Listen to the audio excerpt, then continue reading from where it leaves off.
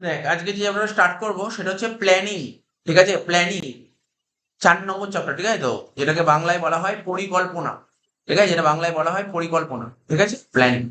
তো planning chapter থেকে কি কোশ্চেন পড়বো, বেশি পড়বো না, 3-4টা কোশ্চেন পড়বো আজকে। হোয়াট ইজ প্ল্যানিং, প্ল্যানিং জিনিসটা কি পড়বো, ডেফিনেশনটা।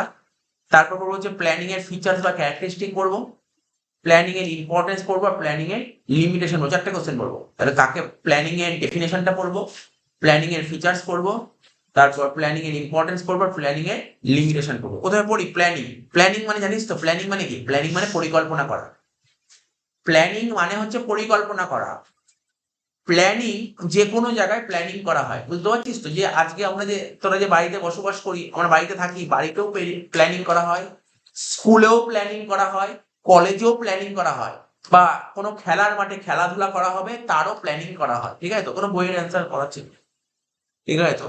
তো সমস্ত জায়গায় প্ল্যানিং করা হয়। এই যেমন ধর, এই যে তোরা পড়াশোনা করছিস, ক্লাস 12-এ পড়াশোনা করছিস, তোর অবশ্যই একটা প্ল্যানিং করা আছে। আগামী দিনে ধর এরপরে কি পড়বি, সমস্ত প্ল্যানিং। কোনো কিছু প্ল্যানিং ছাড়া কোনো কাজ কখনো সফল হয় না। কোনো কাজে সাকসেস আসতে গেলে অবশ্যই প্ল্যানিং করা দরকার। প্ল্যানিং ছাড়া কখনোই কোনো কাজে সাকসেস আসতে পারে না। তাহলে প্ল্যানিং কখন করতে হয়? প্ল্যানিং আগে করতে হয় না পরে করতে হয়? প্ল্যানিং আগে করতে হয়।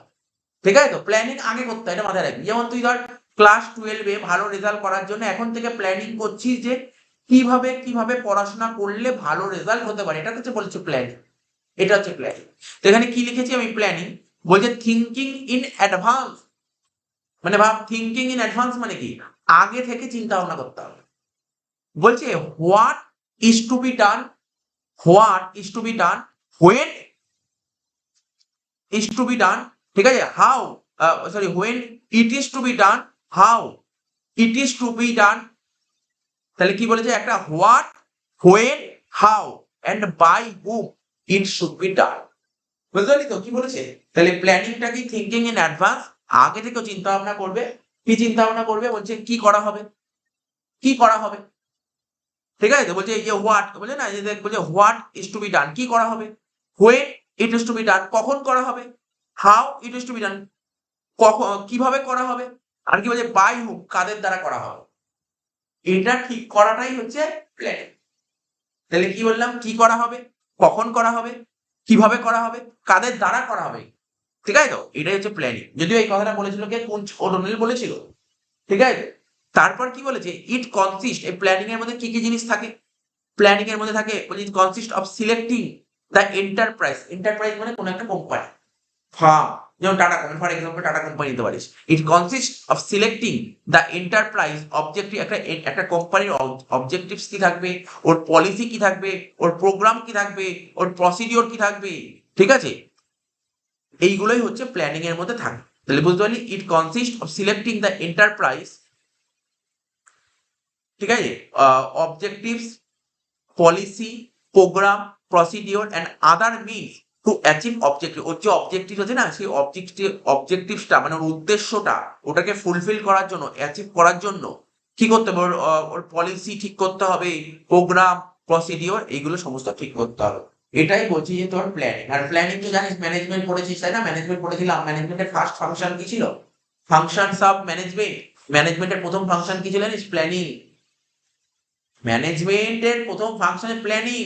প্ল্যানিং ছাড়া কোনো কাজ হবে না। ম্যানেজমেন্টের প্রথম ফাংশনটা কি বলছে? ম্যানেজমেন্ট ফার্স্ট ফাংশন হচ্ছে প্ল্যানিং। তাহলে প্ল্যানিং জিনিসটা কি বললাম?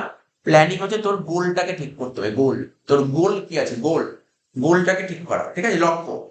এবার ওই গোলটাকে অ্যাচিভ করার জন্য, ওই গোলটাকে অ্যাচিভ করার জন্য তোকে এই কাজগুলো করতে হবে। ওই গোলটাকে অ্যাচিভ করার জন্য কি করতে হবে? পলিসি, প্রোগ্রাম, প্রসিডিওর, এইগুলো সব ঠিকঠাক করতে হবে। এই হচ্ছে প্ল্যান। ঠিক আছে, এই হচ্ছে প্ল্যান। এবার পড়বো প্ল্যানিং এর বেশ কিছু ফিচার্স পড়বো। প্ল্যানিং এর ফিচার্স পড়বো। ঠিক আছে, ফিচার্সটা কখনো কখনো ধুয়ে দিতে পারে, কখনো পড়বে ফিচার্স, কখনো পড়বে ক্যারেক্টারিস্টিক। যে কটা কোশ্চেন হচ্ছে, কোশ্চেনগুলো কিন্তু ইম্পর্টেন্ট। হ্যাঁ, কোশ্চেনগুলো কিন্তু খুব ইম্পর্টেন্ট। প্ল্যানিং এর ফিচার্স, এই দেখ আমি প্রথমে প্ল্যানিং করতে গিয়ে লাস্টে একটা কথা বললাম না, প্ল্যানিং এর ডেফিনেশনে কি বললাম? একটা কথা বললাম, তার লাস্টে একটা লাইন বলেছিলাম, মনে করার চেষ্টা কর। আমি বলেছিলাম ম্যানেজমেন্টের ফার্স্ট ফাংশন কি? প্ল্যান। এটাই দেখ ফার্স্ট পয়েন্ট লিখে দেখ কি লেখা আছে। ফার্স্ট পয়েন্ট কি লেখা আছে? Primary function of management. তাহলে প্ল্যানিং কি? Primary function of management. ম্যানেজমেন্টের প্রাইমারি ফাংশন মানে কি, মেন ফাংশন, প্রাইমারি প্রথম ফাংশনটা। ম্যানেজমেন্টের ফার্স্ট ফাংশনটা কি বললাম, প্ল্যানিং। বলছে no other function can be perform without planning. Planning এ মানে আমাদের ম্যানেজমেন্টে অনেকগুলো ফাংশন আছে, প্ল্যানিং আছে, অর্গানাইজেশন আছে, স্টাফিং আছে, কন্ট্রোলিং আছে। তো বলছে no other function can be perform, অন্য কোনো ফাংশন পারফর্ম করতে পারবে না প্ল্যানিং ছাড়া। প্ল্যানিং ছাড়া কিছু হবেই না। ফার্স্ট ফাংশনের পয়েন্টটা লিখতে পারি, প্রথম পয়েন্ট লিখতে পারবি। তারপরে কি বলছে, ফোকাস অন অ্যাচিভিং অবজেক্টিভস। কি বলেছে, ফোকাস অন অ্যাচিভিং। ফোকাস মানে মানে ও কিসের উপর ফোকাস করে, মানে প্ল্যানিং কিসে ফোকাস করে, ওর যে অবজেক্টিভ আছে না, ওই অবজেক্টিভসটা অ্যাচিভ করতে ফোকাস করে। তো এখানে কি বলছে, প্ল্যানিং কি করে, প্ল্যানিং কি বললাম, প্ল্যানিং অবজেক্টিভসটাকে অ্যাচিভ করতে মানে হেল্প করে, ঠিক আছে। তো এখানে সেটাই বলেছে, যে কথাগুলো বলেছে ওটাই বলছি, প্ল্যানিং অবজেক্টিভসকে অ্যাচিভ করতে সাহায্য করে। ফার্মের যে গোল, ঠিক আছে, ফার্মের একটা গোল থাকে, ঠিক আছে, ফার্মের গোল এন্ড অবজেক্টিভসকে আমরা কি করি, ফার্মের যেটা গোল আছে না, ফার্মের যেটা লক্ষ্য, মেন লক্ষ্য ও গোল অবজেক্টিভস, এগুলোকে আমরা কি করি, ডিসাইড করি। আর এই গোল আর অবজেক্টিভসকে ডিটারমাইন করার জন্য আমরা কি বানাই, এই গোল আর অবজেক্টিভসকে আমরা ডিটারমাইন করার জন্য মেথড বানাই। আমাদের যে গোল আছে মানে কোম্পানি, একটা কোম্পানি যে গোল থাকে বা অবজেক্টিভস থাকে, ওইগুলোকে ডিটারমাইন করার জন্য আমরা কি করি, বিভিন্ন ধরনের মেথড বানাও, ঠিক আছে। আর এর মাধ্যমে তোর অবজেক্টিভসটা অ্যাচিভ হয়ে যায়। এখানে লিখে যে focus on achieving objectives, determine goal and objectives of the farm. আমরা কি করি, প্রথমে এবার তো বললাম গোল, বললাম ডিটারমাইন, কি ডিটারমাইন করি, গোল মানে ফার্মের যে গোল আছে বা অবজেক্টিভস আছে সেটাকে ডিটারমাইন করি, দেন ডিসাইড মেথড, তারপর আমরা মেথডটাকে ডিসাইড করি, method step procedure to be taken for achievement of objectives, অবজেক্টিভসটা অ্যাচিভ করার জন্য। এটা হচ্ছে 2 নম্বর পয়েন্ট বলেছে, ফোকাস অন অ্যাচিভিং অবজেক্টিভস। 3 নম্বর পয়েন্ট বলছে পারভাসিভ। পারভাসিভ মানে কি, ব্যাপকতা, মানে প্ল্যানিং অনেক বড়, ঠিক আছে। মানে প্ল্যানিং হচ্ছে এমন একটা জিনিস, যেটা কিছুক্ষণ আগে বললাম, প্ল্যানিং সব জায়গায় দরকার হয়। কোথায় কোথায় দরকার হয়, স্কুল কলেজে দেখতে পারবি, তারপর তুই কোনো খেলার মাঠে দেখতে পারবি, ঠিক আছে, তারপর যে কোনো পলিটিক্যাল পার্টিতেও প্ল্যানিং দেখতে পারবি, পাড়ার কোনো একটা অনুষ্ঠান করবি তার প্ল্যানিং, ধর তোরা একটা বন্ধু বান্ধবরা মিলে কোনো একটা সরস্বতী পুজো অর্গানাইজ করে ঠিক করে তার জন্য একটা প্ল্যানিং করতে, সমস্ত কিছু তো প্ল্যানিং দরকার। প্ল্যানিং সব জায়গায় দরকার হয়, তাই দেখলে কি রিকোয়ার্ড অ্যাট এভরি লেভেল, সব লেভেলে। লেভেল কি পড়েছি, মনে কর ফার্স্ট চ্যাপ্টার পড়েছিলি, ম্যানেজমেন্টের ফার্স্ট চ্যাপ্টার পড়েছিলি 3 লেভেল অফ ম্যানেজমেন্ট, একটা টপ লেভেল, একটা মিডিল লেভেল আর একটা লোয়ার লেভেল। তাই বলছি সমস্ত লেভেলেই কিন্তু তোর প্ল্যানিং দরকার, সব লেভেলে প্ল্যানিং দরকার। আর কি, in every type of organization, সমস্ত, ধর কিছুক্ষণ আগেই বলেছি, সমস্ত অর্গানাইজেশন, সেটা তুই স্কুল, হাসপাতাল, ফার্ম, সব জায়গায় তোর প্ল্যানিং দরকার। তো 3 নম্বর পয়েন্টটা হবে, ঠিক আছে। 4 নম্বর পয়েন্ট কি বলে দেখ, ফিউচারিস্টিক। কি বলেছে, futuristic, never done for past. আচ্ছা তুই বল, এখন তো তোর এবছর এইচএস পরীক্ষা দিবি, তাই না, এখন তুই মাধ্যমিকে কিভাবে কি পড়াশোনা করবি ওইগুলো নিয়ে চিন্তা ভাবনা করবি, নাকি তুই এইচএসটা নিয়ে ভাববি, এখন কোনটা নিয়ে ভাববি, তুই ফিউচারটা নিয়ে ভাববি নাকি পাস্ট নিয়ে ভাববি। প্ল্যানিং, প্ল্যানিং কিসের কথা বলে, ও ফিউচারের কথা বলে নাকি পাস্টের কথা বলে, প্ল্যানিং কিন্তু ফিউচারের কথা বলে, এটা মাথায় রাখবি।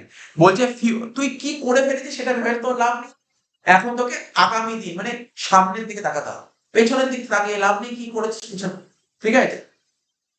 Futurist, never done for past, মানে প্ল্যানিং কি হয়, প্ল্যানিং অতীত কখনো অতীতের কথা ভাবে না, ও সবসময় ফিউচার ভবিষ্যতের কথা ভাবে, ঠিক আছে। তো এই জন্য দেখবি তোর বইতে বাংলা ইংরেজি ভবিষ্যৎমুখী লেখা আছে, প্ল্যানিং হচ্ছে ভবিষ্যৎ, দেখবি তোর বইতে লেখা আছে, ঠিক আছে। হয়তো এই পয়েন্ট লেখা থাকতে পারে, আবার নাও লেখা থাকতে পারে, হয়তো পয়েন্টটা লেখা নেই, বা অন্য কোনো পয়েন্ট লেখা আছে, একই কনসেপ্ট একই।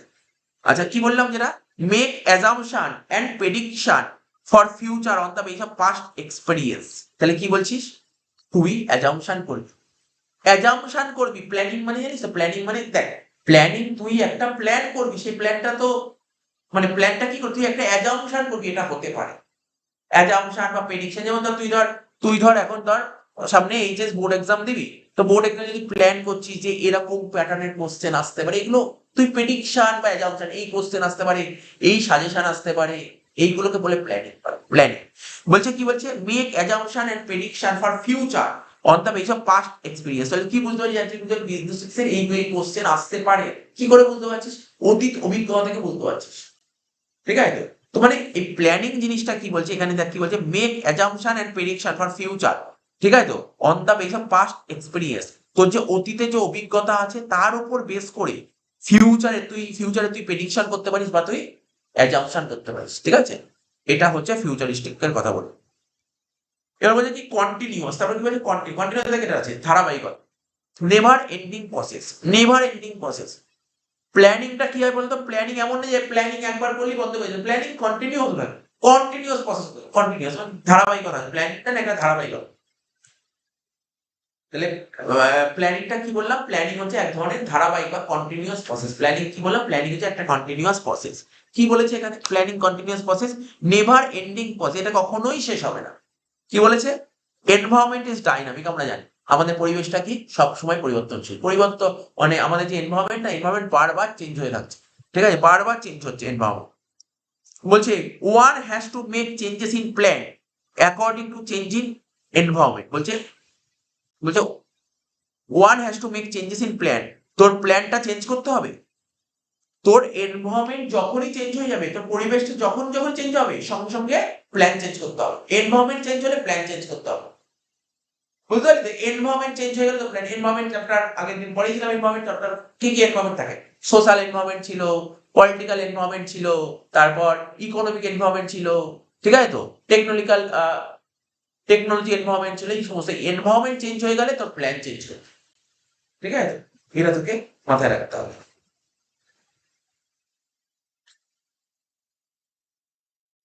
আর এটা বললাম প্ল্যানিং কে কেন কন্টিনিউয়াস বলা হয়? প্ল্যানিংটা না একটা নির্দিষ্ট টাইমের জন্য প্ল্যানিং করা হয়, আর ওই টাইমটা হয়ে গেলে আবার নতুন প্ল্যানিং। তো প্ল্যানিং তো ধর সাপোজ প্ল্যানিং কে এই বছর জন্য করো, এই বছরটা পার হয়ে গেলে আবার নতুন প্ল্যানিং করতে হবে। তো এটাই বলছে তো কি ফিউচারিস্টিক। 5 নম্বর কি বলছে? কন্টিনিউয়াস।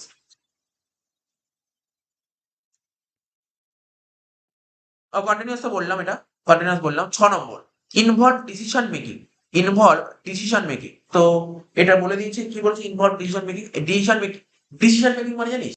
ডিসিশন মানে কি? সিদ্ধান্ত, ডিসিশন মানে সিদ্ধান্ত গ্রহণ, তাই তো?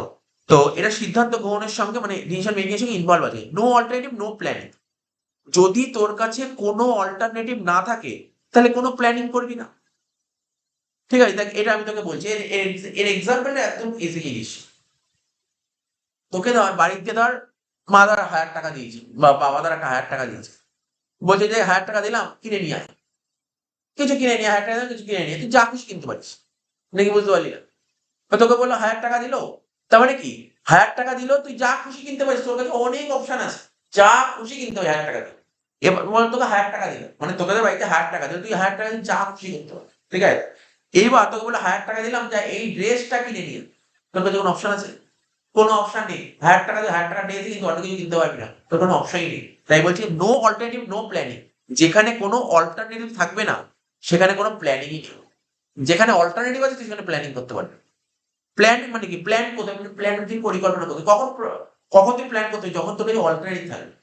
তো বলছে দেখ we have different alternative available. তাহলে তোর কাছে কখন ডিফারেন্ট অল্টারনেটিভ, তোর মা 1000 টাকা দিয়ে দিল, তুই যা খুশি করতে পারিস, তো অনেক কিছু অল্টারনেটিভ বেরিয়ে হয়, ঠিক আছে? তো আচ্ছা, তো help in selecting most suitable alternative. এবার তুই কি বলছে? হেল্প করবে ইন সিলেক্টিং, তোর কাছে যে অনেকগুলো অল্টারনেটিভ আছে না, তার মধ্যে যেটা তোর কাছে বেস্ট হবে সেটাকেই তুই চুজ করবি। এটাই বলছে তোর কি বললাম ইনভলভমেন্ট ডিসিশন মেকিং।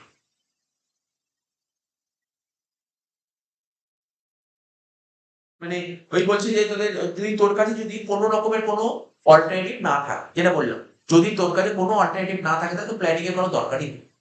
যখন তোর কাছে অল্টারনেটিভ বেরিয়ে আসছে তখন তুই প্ল্যানিং করবি এবং যেটা বেস্ট হবে সেটাই চুজ করবি।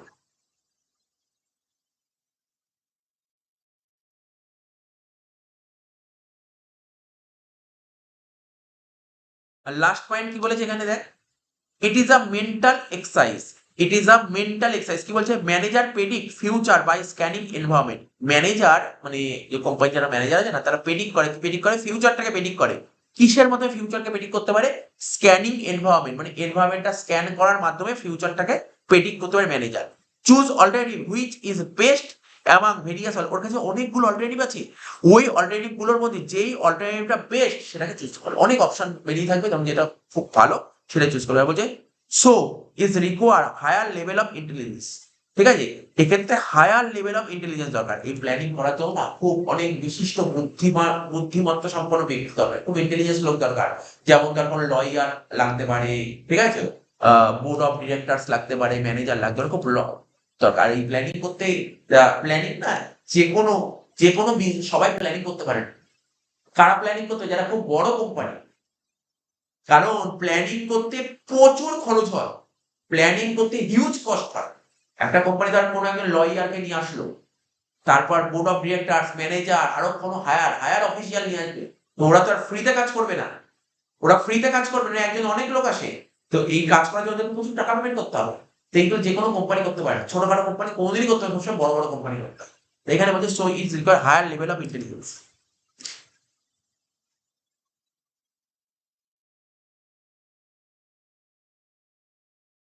যেমন ওটাই বলছে মেন্টাল এক্সারসাইজের মধ্যে, মেন্টাল এক্সারসাইজ কি বলছে, এটা কিছুক্ষণ আগে প্ল্যানিং এর ডেফিনেশনে বলেছিলাম, কি বলছে কি করা হবে, কোথায় করা হবে, কখন করা হবে, কিভাবে করা হবে, কেন করা হবে, কে করবে, এগুলো সব মেন্টাল এক্সারসাইজের মধ্যে পড়ে। কি বললাম, কি করা হবে, কখন করা হবে, কে করবে, কোথায় করবে, তো এইগুলো হচ্ছে তোর মেন্টাল এক্সারসাইজের মধ্যে পড়ছে। তাহলে তাহলে কি কি বললাম, ফিচার্সটাও বলে দিলাম আমি তোকে।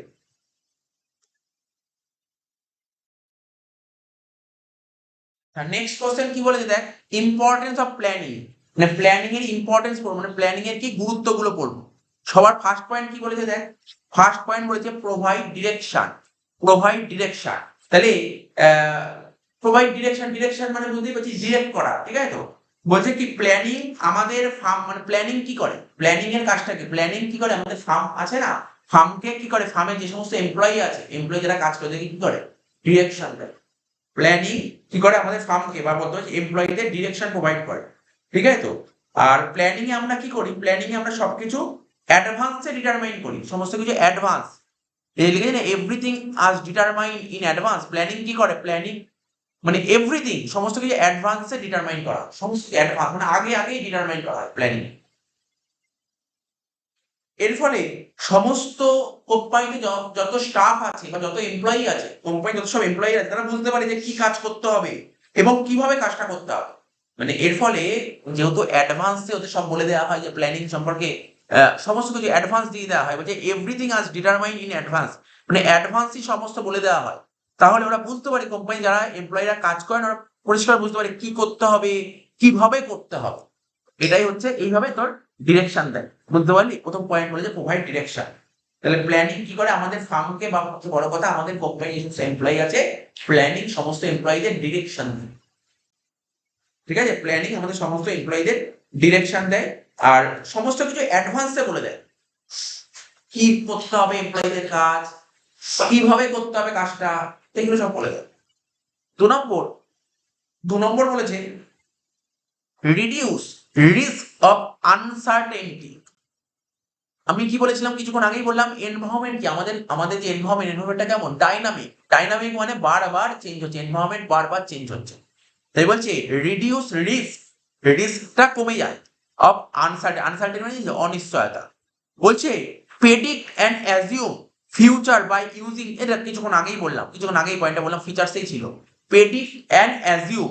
আমরা প্রেডিক্ট করব অ্যান্ড অ্যাজিউম করব ফিউচার, আমরা ফিউচারটাকে কি করি, ফিউচারে কি ঘটনা ঘটতে পারে সেই ব্যাপারটা আমরা না আগে থেকে প্রেডিক্ট করার চেষ্টা করি, এটা হতে পারে, ঠিক আছে। তো ইউজিং পাস্ট এক্সপেরিয়েন্স, মানে আমার যে পাস্ট এক্সপেরিয়েন্স আছে, আর স্ক্যানিং এনভায়রনমেন্টটা স্ক্যান করব, আর হচ্ছে পাস্ট এক্সপেরিয়েন্স, এই দুটো ইউজ করে ফিউচারে কি ঘটনা ঘটতে পারে আমরা প্রেডিক্ট করার চেষ্টা করব, ঠিক আছে। আর কি বলেছে, আর বলেছে resources may be kept aside for risk. এটা কি বলেছে, বলছে এই সমস্ত কাজের জন্য রিসোর্সকে আমরা প্রথম থেকেই সাইডে রাখতে হবে, বাই চান্স আমাদের ফিউচারে যদি কোনো প্রবলেম আসে তাহলে যেন ইজিলি আমরা সেটাকে ডিল করতে পারি। বলছে ফিউচারে যদি কোনো প্রবলেম আসে তাহলে যেন আমরা সেটাকে ইজিলি ডিল করতে পারি, এটাই বলছে resources may be kept aside for risk. ফিউচারে তো রিস্ক আসতে পারে, তার জন্য রিসোর্সটাকে সাইড করে রাখতে হয়, ঠিক আছে। যদি ফিউচারে কখনো কোনো প্রবলেম আসে তাহলে যেন ওই ডিলটাকে আমরা ঠিকঠাকভাবে কাজ করতে পারি। এবার 3 নম্বর পয়েন্ট কি বলেছে দেখ, reduce overlapping and wasteful activities. ঠিক আছে, কি রিডিউস করবে? ওয়েস্টফুল অ্যাক্টিভিটিস গুলোকে রিডিউস করবে আর ওভারল্যাপিং করবে। বলছে work of every department is already decided in plan. মানে প্রতিটা ডিপার্টমেন্টে যে কাজটা আছে না, সেটা অলরেডি ডিসাইড করা থাকে। প্রতিটা ডিপার্টমেন্টে যে কাজটা থাকে না, কাকে কি কাজ করতে হবে সেটা অলরেডি ডিসাইড করা থাকে ইন প্ল্যান, প্ল্যানের মধ্যে ডিসাইড করা থাকে। ঠিক আছে, তাহলে যদি এরকম যদি ডিসাইড করা থাকে তাহলে কোনো কাজ ডুপ্লিকেট হবে না, যে এমন না একজন একটা কাজ দুজন তিনজন মিলে করবে, কারণ ডিসাইড করাই আছে কাকে কোন কাজ করতে হবে। প্রতিটা ডিপার্টমেন্টে না, প্রতিটা ডিপার্টমেন্টে কি কি কাজ করতে হবে সেটা পরিষ্কার ভাবে বলে দেওয়া থাকে। তাহলে কোনো কাজ কখন ডুপ্লিকেট হয়, ডুপ্লিকেশনের কোনো জায়গায় থাকছে না। আর ওদের define goal objective and way to achieve them. তাহলে কি হবে? বলছে ওদের কি হচ্ছে গোলটা, ওই প্ল্যানিং এর ডেফিনেশনে পড়েছিলাম, ওদের যে গোলটা তো একদম ঠিকঠাক আছে। তো যখনই তোর গোলটা ডিফাইন করা থাকে, ঠিক আছে, তাহলে তুই সেই মতন তুই তোর সেই ভাবে তুই তোর গোলটাকে অ্যাচিভ করতে পারিস। তাহলে যদি ঠিকঠাক ওই গোলটাকে অ্যাচিভ করতে পারিস, তাহলে কোনো ওয়েস্টফুল অ্যাক্টিভিটি হবে না। 4 নম্বর পয়েন্ট বলছে focus of achieving objectives. Focus of achieving objectives. তার মানে প্ল্যানিং কি করে? অবজেক্টিভটা অ্যাচিভ করতে সাহায্য করে। প্ল্যানিং কি করবে? আমাদের যে অবজেক্টিভ আছে সেটা অ্যাচিভ করতে সাহায্য করে। যেমন কি, এটা আগেই বলেছি যে প্ল্যানিং এর ডেফিনিশনে একই কথা বারবার পয়েন্ট বলে, যে গোল এন্ড অবজেক্টিভস। কি করতে হয় প্ল্যানিং এ? গোল আর অবজেক্টিভটা তোকে কি করতে হয়? ডিটারমাইন করতে বা সেট করতে হয়। ঠিক আছে তো? এবার বলছে এটাকে অবজেক্টিভসটাকে যখন তুই ডিটারমাইন করে নিলি, তার ওটাকে তো ফুলফিল করতে হবে, ওটাকে অ্যাচিভ করতে হবে। অ্যাচিভ করার জন্য কি করতে হবে? তোকে মেথড বের করতে হবে, প্রসিডিওর খুঁজতে হবে, পলিসি করতে হবে। ঠিক আছে তো? তাই বলেছে decide method procedure policy extra to achieve them. When employee follow plan. যখন এমপ্লয়ি প্ল্যানটা ফলো করবে, কোনো এমপ্লয়ি যখন তার প্ল্যানটাকে, এমপ্লয়িরা যখন প্ল্যানটাকে ফলো করবে না, অটোমেটিক ফাইনাল গোল ফুলফিল হবে। এমপ্লয়িরা ওদের যে প্ল্যানটা দেওয়া হবে, প্ল্যানটা যদি ফলো করে, তাহলে অটোমেটিক ওরা সাকসেস পাবে। ঠিক আছে তো? মানে কোম্পানি সাকসেস পাবে। অ্যাচিভমেন্ট অফ ফাইনাল গোল, মানে এমপ্লয়িরা যদি প্ল্যানটা ঠিকঠাক ভাবে ফলো করে, তাহলে ফাইনাল গোলটা অ্যাচিভ করতে পারে। এবার বলছে 5 নম্বর পয়েন্টটা কি বলেছি? 5 নম্বর বলছে improve efficiency and lead to economical operation. এই প্ল্যানিং এর মেন যে অ্যাডভান্টেজ বা ইম্পর্টেন্ট, আর অ্যাডভান্টেজ বলতে লেখা নেই, অ্যাডভান্টেজ যদি ইম্পর্টেন্স আর অ্যাডভান্টেজ একই অ্যান্সার হয়ে যাবে। যদি অ্যাডভান্টেজ সাপোজ যদি আসে, তাহলে এটা লিখলেই হবে, ইম্পর্টেন্সটা লিখলেই হয়ে যাবে। বলছে ইমপ্রুভ এফিসিয়েন্সি। প্ল্যানিং কি করে? মানে এফিসিয়েন্সি বাড়াতে সাহায্য করে। প্ল্যানিং কি করে? এফিসিয়েন্সি বাড়াতে সাহায্য করবে। আর এফিসিয়েন্সি যদি বাড়ে না, তাহলে অনেক বেশি ইকোনমিক্যাল অপারেশন হবে। যত এফিসিয়েন্সি বাড়বে কোম্পানিতে, এমপ্লয়ীদের যদি যত এফিসিয়েন্সি বাড়ে না, তাহলে কিন্তু ইকোনমিক অ্যাক্টিভিটিসটা ভালো হবে। বলছে দেখ systematic and smooth functioning because of predetermined course of action. ঠিক আছে তো? যেহেতু তুই প্রিডিটারমাইন্ড আগে থেকে তুই ঠিক করে নিচ্ছিস কি কি কাজ করতে হতে পারে। ঠিক আছে, তাই তোর কাজকর্মগুলো যে ফাংশন গুলো খুব ভালো মতন হবে, স্মুথ হবে, সিস্টেমেটিক হবে। এবং যদি কোনো রকমের কোনো কনফিউশন আসে, সেই কনফিউশনটাও দূর হয়ে যাবে, ফিউচারে কোনো কনফিউশনই আসবে না। এবার বলছে এস্টাবলিশ স্ট্যান্ডার্ড ফর কন্ট্রোলিং। এটা কি বলে? Establish standard for controlling. Planning কি করে? প্ল্যানিং কিভাবে কন্ট্রোলিং এর জন্য প্ল্যানিং কি করে? প্ল্যানিং কন্ট্রোলিং এর জন্য স্ট্যান্ডার্ড বানায়। কন্ট্রোলিং মানে জানিস কন্ট্রোল মানে কি? নিয়ন্ত্রণ। নিয়ন্ত্রণ। প্ল্যানিং কি করে? কন্ট্রোলিং এর জন্য একটা স্ট্যান্ডার্ড বানায়। বলছে কন্ট্রোলিং জিনিসটা কি লেখা আছে? কন্ট্রোলিং মানে কি? আমরা কন্ট্রোলিং এর ডেফিনিশন পড়েছিস ফার্স্ট চ্যাপ্টারে। এখানে বলছে কন্ট্রোলিং কি বলছে? Compare actual output and planned output. প্রথমে কি করতে হবে? কন্ট্রোলিং কি করবে? অ্যাকচুয়াল যে আউটপুট আর প্ল্যান্ড আউটপুট। প্ল্যান্ড আউটপুট মানে কি? অ্যাকচুয়াল আউটপুট মানে যেটা হয়েছে, যেটা অ্যাকচুয়ালি হয়েছে, আর প্ল্যান্ড আউটপুট যেটা তুই প্ল্যান করবি, দুটোর মধ্যে কম্পেয়ার, তুলনা করবি। ঠিক আছে তো? ইফ দেয়ার ইজ ডেভিয়েশন, যদি তুলনা করে যদি দেখিস কোন রকমের কোনো ডিফারেন্স বেরিয়েছে, তাহলে সেই ডিফারেন্স বেরোনোর কারণ খুঁজে বার করতে হবে। কেন ডিফারেন্স বেরোলো? কেন ডিফারেন্স বেরোলো? Find reason. এবার তুই ডিফারেন্স খুঁজে পেয়ে গেলে, হ্যাঁ এই এই কারণের জন্য তোর ডিফারেন্সটা বেরিয়েছে, তাহলে তুই সেটাকে সলভ করার চেষ্টা করবি, যাতে ফিউচারে এরকম প্রবলেম না হয়। No planning no controlling. যেখানে কোনো প্ল্যানিং নেই, সেখানে কোনো কন্ট্রোলিং হবে না। No base available to compare, কারণ তুই কম্পেয়ার করার মতো কোনো বেসই থাকবে না। 7 নম্বর কি বলছে? Promote innovative idea and requisites high level of thinking. তো প্ল্যানিং কি করে, ইনোভেটিভ আইডিয়াকে প্রমোট করে। প্ল্যানিং এর কাজটা কি, প্ল্যানিং কি করে, ইনোভেটিভ যে আইডিয়া গুলো থাকে না সেটাকে প্রমোট করে।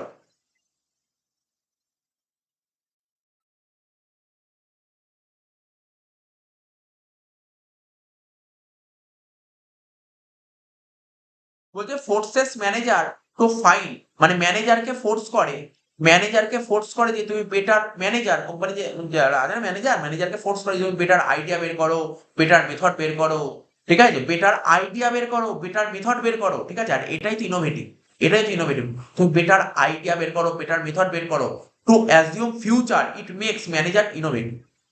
তো বলছে ম্যানেজারকে ফোর্স করে যে তুমি আইডিয়া বের করো, মেথড বের করো আরো ভালোভাবে, ঠিক আছে, মানে ম্যানেজারকে ফোর্স করে যে তুমি বেটার আইডিয়া, বেটার মেথড বের করো, ঠিক আছে, আরো ভালোভাবে, ঠিক আছে। আর ফিউচারকে অ্যাজিউম করো যাতে গোলটা অ্যাচিভ হতে পারে, ঠিক আছে, ফিউচারকে অ্যাজিউম করো যাতে গোলটা অ্যাচিভ হতে পারে। আর এইভাবেই ম্যানেজারকে ইনোভেটিভ বানানো হয়। তো এইভাবে তোর ইম্পর্টেন্স বেরিয়ে গেল, মানে ইম্পর্টেন্স অফ প্ল্যানিং 7টা পয়েন্ট বেরিয়ে গেল। তাহলে প্ল্যানিং এর যেমন না বেশ কিছু সুবিধা থাকে, এটা তো ইম্পর্টেন্সটাই তোর অ্যাডভান্টেজের মধ্যে পড়ে যাচ্ছে, ঠিক আছে।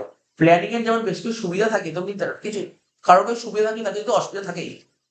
প্ল্যানিং এর বেশ কিছু অসুবিধা আছে, লিমিটেশন অফ প্ল্যানিং পড়বো। দেখ কি বলছে, লিডস টু রিজিডিটি, বলছে লিডস টু রিজিডিটি, কি বলেছে এখানে, লিডস টু রিজিডিটি মানে, রিজিডিটি মানে কি, দৃঢ়তা, দৃঢ়তা, এই রিজিডিটি জিনিসটা তোকে বলে দিচ্ছি।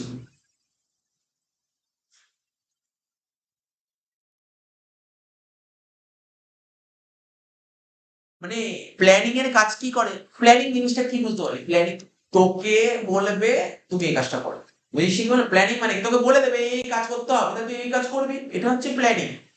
এতে কোম্পানির পক্ষে খুব একটা ভালো জিনিস হয় না, অনেক সময় খারাপ জিনিস হয়। কোনো একটা এমপ্লয়ি ধর ভালো একটা অ্যাডভাইস দিতে চাইছে, সে আর অ্যাডভাইস দিতে পারবে না, ঠিক আছে। একটা রিজিডিটি, তোকে যা বলবে তাই করতে হবে, তোকে যা বলবে তাই করতে হবে। তাই বলছে প্ল্যানিং আমাদের এমপ্লয়ীদের ক্রিয়েটিভিটিকে কিল করে দেয়, কিল মানে বুঝিস তো, হত্যা করে দিচ্ছে। প্ল্যানিং কি করে, আমাদের কোম্পানি যে সমস্ত এমপ্লয়িরা কাজ করে ওদের মধ্যে তো প্রতিটা মানুষের মধ্যে কিছু না কিছু ক্রিয়েটিভিটি থাকে, নতুন তৈরি করার একটা আগ্রহ থাকে, নতুন জিনিস, ঠিক আছে তো, সেটা ওদেরকে কিল করে দেয়। তো ওরা নতুন কিছু ক্রিয়েটিভিটি করতে পারবে না, ঠিক আছে। টপ লেভেল ম্যানেজাররা, মানে আমরা পড়েছিলাম top level, middle level, lower level, top level ম্যানেজাররা কি করে, প্ল্যান বানায়, ঠিক আছে, আর বাকি সবাই ওটাকে ফলো করে। টপ লেভেলরা প্ল্যান বানাবে আর বাকি সবাই ওটা ফলো করবে। শুধু ফলো করবে না, মানে ব্লাইন্ডলি, এখানে লেখা আছে ব্লাইন্ডলি বলে একটা কথা লেখা আছে, ব্লাইন্ডলি মানে অন্ধভাবে ফলো, ঠিক আছে। ও ভালো মন্দকে বিচার করবে না, যেমন ভাবে বলবে তেমন ভাবে কাজ করবে, ঠিক আছে। আর এমপ্লয়িরা কোনো আইডিয়া, নিউ সাজেশন কিছুই দেয় না, কারণ নিজে এটি বলে যদি বলেছে কিল ক্রিয়েটিভিটি, ঠিক আছে, এমপ্লয়ীদের ক্রিয়েটিভিটিকে কিল করে দেয়, রেস্ট্রিক্ট ডেভেলপমেন্ট অফ এমপ্লয়িজ। আচ্ছা, যখনই ওদের ক্রিয়েটিভিটিটা কিল হয়ে যায় তাহলে এমপ্লয়ীদের ডেভেলপমেন্টের কোনো সুযোগই থাকে না। ওরা যদি নতুন কিছু করে তাহলে তো ওদের কি বলবে, এর জন্য কোম্পানিতে তো ভালো কাজ হচ্ছে, তো চলো ওর কিছু ডেভেলপমেন্টের ব্যবস্থা করে, তো ডেভেলপমেন্টই করবে না। Restrict development of employees because blindly follow the plan, তারা যেহেতু ব্লাইন্ডলি প্ল্যানটা ফলো করছে তাই ওদের কোনো ডেভেলপমেন্টের কোনো রাস্তাই নেই। No freedom to work, just follow plan, মানে ওদের কাজে কোনো স্বাধীনতা নেই, মানে ফ্রিডম, ফ্রি ভাবে কিন্তু কোনো কাজ করতে পারবে না। ও ওদের বলছে তোমাদের কাজটা কি, জাস্ট প্ল্যানটাকে ফলো করো। 2 নম্বর কি বলছে, টাইম কনজিউমিং প্রসেস, প্ল্যানিং অত এরকম না বললাম সঙ্গে সঙ্গে প্ল্যানিং হয়ে গেল, প্ল্যানিং করতে প্রচুর সময় লাগে, প্ল্যানিং করতে প্রচুর সময় লাগে প্ল্যানিং করতে।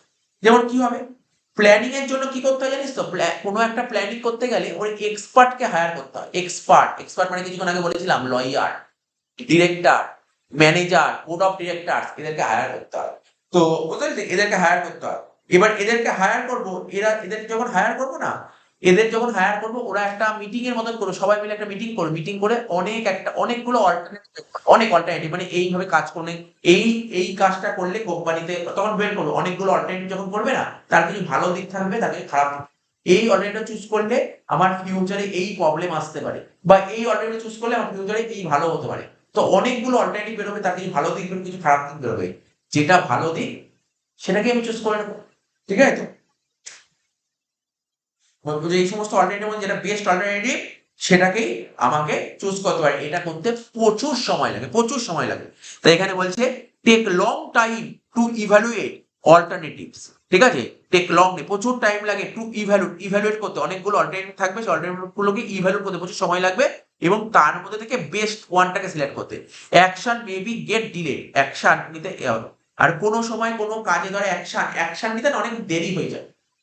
বলছে not suitable in case of emergency, যদি কখনো কোনো ইমার্জেন্সি সিচুয়েশন তৈরি হয় সেক্ষেত্রে প্ল্যানিং খুব একটা কাজের জিনিস নয়। কারণ তুই প্ল্যানিং মানে কি, তখন তুই যখন কোনো একটা ইমার্জেন্সি সিচুয়েশন হয়েছে সবাইকে ডাকবি, ওরা বলবে, তারপর তুই ডিসিশন নিবি, সময় পার হয়ে যাবে। বুঝলি, ইমিডিয়েট অ্যাকশন নিতে হবে। তারা বলেছে কি দেখ, তারা বলে 3 নম্বর বলছে ডাজ নট গ্যারান্টি সাকসেস। এই যে তুই প্ল্যানিং করছিস তো ঠিক আছে ভালো, এই যে প্ল্যানিং করছিস ফিউচারে সাকসেস হবে এমন কোনো গ্যারান্টি নেই। ফিউচারে যে সাকসেস হবে এমন কোনো গ্যারান্টি নেই। সাকসেস প্ল্যানিং মানে কি, প্ল্যানিং মানে তুই ফিউচারের জন্য তুই প্ল্যানিং করছিস, বুঝতে পারলি না কি বললাম? প্ল্যানিং মানে কি, প্ল্যানিং মানে ফিউচারের জন্য, ফিউচারে কি ঘটতে পারে তার জন্য তুই প্ল্যানিং করছিস। তো তুই একটা প্ল্যানিং করে এগিয়েছিস, সেই প্ল্যানিংটা সাকসেস নাও হতে পারে। তুই একটা প্ল্যানিং করেছিস, দেখা গেল যে তোর এনভায়রনমেন্ট চেঞ্জ হয়ে গেল, পরিবেশ পরিস্থিতি চেঞ্জ হয়ে গেল, তাহলে তুই পুরো ব্যর্থ হয়ে গেল। তুই হয়তো হ্যাঁ এমন হতে পারে আগের বছর যে প্ল্যানিং করেছিলি, আগের বছর একটা প্ল্যানিং করেছিলি, সেই বছর লাভ হয়ে গেছে, সেই বছর লাভ হয়ে গেছে। কিন্তু এই বছর যে প্ল্যানিং করলি, সেম প্ল্যানিং এবছর করেছিস, কিন্তু এবছর দেশে কোনো একটা খারাপ একটা সিচুয়েশন চলে এসেছে, বা কোনো ইকোনমিক এনভায়রনমেন্টে চেঞ্জ হয়ে গেছে, ঠিক আছে, পলিটিক্যাল এনভায়রনমেন্টে চেঞ্জ হয়ে গেছে, তাহলে তোর পক্ষে খুব খারাপ হয়ে যাবে, বিজনেস লস হবে। তো এখানে বলেছে, দেখ কি বলছে, ডাজ নট গ্যারান্টি সাকসেস। বলছে ফরকাস্ট ফিউচার, আমরা ফিউচার না ফরকাস্ট, আমরা ফিউচারটা কি হতে পারে আগে থেকে অনুমান করি, পূর্বানুমান করি, ঠিক আছে তো, কিন্তু ফিউচার কি আনসার্টেন, ফিউচার অনিশ্চয়তা, মানে ফিউচারে কি হবে কেউ বলতে পারে না।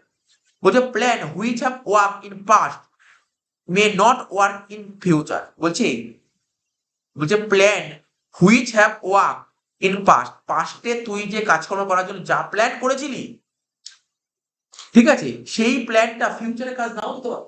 আগের বছর কাজ দিয়েছে, আগের বছর প্রফিট করেছিস, সেই প্ল্যানটা যদি পরের বছরের জন্য করিস, সে পরের বছর তো সেম কাজ নাও দিতে পারে, আর সেম কাজ যদি না দেয় তাহলে প্রফিট হবে না। এ হচ্ছে ল্যাক অফ অ্যাকুরেসির অভাব। বলছে বেস্ট অন অ্যাজাম্পশন, আমরা প্ল্যানিং কিসের উপর করি, অ্যাজাম্পশনের উপর বেস করে তো কোনো প্ল্যানিং করি, আমরা প্ল্যানিং কিসের উপর করি, অ্যাজাম্পশনের উপর বেস করে। তো বলছে অ্যাজাম্পশন আর নট 100, মানে তুই যে অ্যাজাম্পশন করবি, তুই যে আগে থেকে অনুমান করবি, সেই অনুমান 100% ঠিক হবে মানে গ্যারান্টি আছে? অনুমান তো ভুল হতেই পারে। তুই একটা অনুমান করেছিস, সাপোজ ধর আজকে একটা প্ল্যানিং করেছিস বাইরে ঘুরতে যাবো, একটা প্ল্যানিং করে গেছে এই হবে, এরকম খরচা হতে পারে, কিন্তু দেখা গেল খারাপ একটা সিচুয়েশন তৈরি হয়ে গেল, হয়তো কোনোদিন হয়নি আগে কোনোদিন, ওই প্ল্যানিং মতনই আমরা ঘুরেছি, কিন্তু হুট করে ধর কোনো একটা খারাপ সিচুয়েশন চলে আসলো, তাহলে তুই 100% অ্যাকুরেট হতে পারে না। ইনভলভ হিউজ কস্ট, এই প্ল্যানিং করতে কিছুক্ষণ আগে বললাম হিউজ কস্ট লাগে, স্যার কেন হিউজ কস্ট লাগে, দেখ চিন্তা ভাবনা কর। প্ল্যানিং হচ্ছে ইন্টেলেকচুয়াল প্রসেস, ইন্টেলেকচুয়াল প্রসেস মানে এর মধ্যে সমস্ত কাজ করতে গেলে বারবার বলেছি লয়ার লাগবে, ম্যানেজার লাগবে, ঠিক আছে, লয়ার লাগবে, ম্যানেজার লাগবে, বোর্ড অফ ডিরেক্টরস লাগবে, এরকম বড় বড় হায়ার অফিসিয়াল লাগবে। তা ওরা তো আর ফ্রিতে সে কাজ করে দেবে, ওদেরকে প্রচুর পেমেন্ট করতে হবে। শুধু পেমেন্টই করতে হবে না, ওরা যখন আসবে বসে সমস্ত প্ল্যানিং গুলো করবে না, মিটিং করবে, ওদেরকে খাওয়া দাওয়ার ব্যবস্থা করতে হবে। তো এমনি সেমনি খাওয়া দাওয়া না, ভালো মতনই খাওয়া দাওয়ার ব্যবস্থা করতে হবে। এই সমস্ত করতে প্রচুর খরচা হয়, প্রচুর খরচা হয়। তো বলছে দেখ benefit of planning greater than cost of planning, তোর প্ল্যানিং করতে যে খরচা হবে, ঠিক আছে তো, ধর প্ল্যানিং করতে খরচা হলো তো সাপোজ ধর 5 লাখ টাকা, প্ল্যানিং করতে ধর সাপোজ খরচা হলো তো 5 লাখ টাকা, তাহলে এবার এই প্ল্যানিংটা করলি, প্ল্যানিংটা ইমপ্লিমেন্ট হলো, তার বিজনেস করলি, একটা প্রফিট হবে। দেখা গেল প্রফিট হলো কত, ধর তোর 2 লাখ টাকা, তো এরকম প্ল্যানিং করে লাভ আছে? তুই প্ল্যানিং করতে খরচা হয়ে গেল 5 লাখ টাকা, আর তোর প্ল্যানিং থেকে তোর বিজনেস করে প্রফিট হলো 2 লাখ, এরকম করে লাভ। তাই বলছি তুই প্ল্যানিং এর যা কস্ট হবে তার তুলনায় বেনিফিট যেন বেশি হবে, এটা মাথায় রাখতে হবে। লাস্ট পয়েন্ট বলছে does not work in dynamic environment, dynamic environment এটা কাজ করে, কারণ আমাদের এনভায়রনমেন্ট ডাইনামিক, বারবার চেঞ্জ হচ্ছে এনভায়রনমেন্ট, বারবার চেঞ্জ, কারণ আমি বলেছি এনভায়রনমেন্ট বারবার চেঞ্জ হচ্ছে। তো বলছে বিজনেস এনভায়রনমেন্টটা কি হয়, বিজনেসের যে এনভায়রনমেন্ট এটা ডাইনামিক হয়, বারবার পরিবর্তনশীল হয়।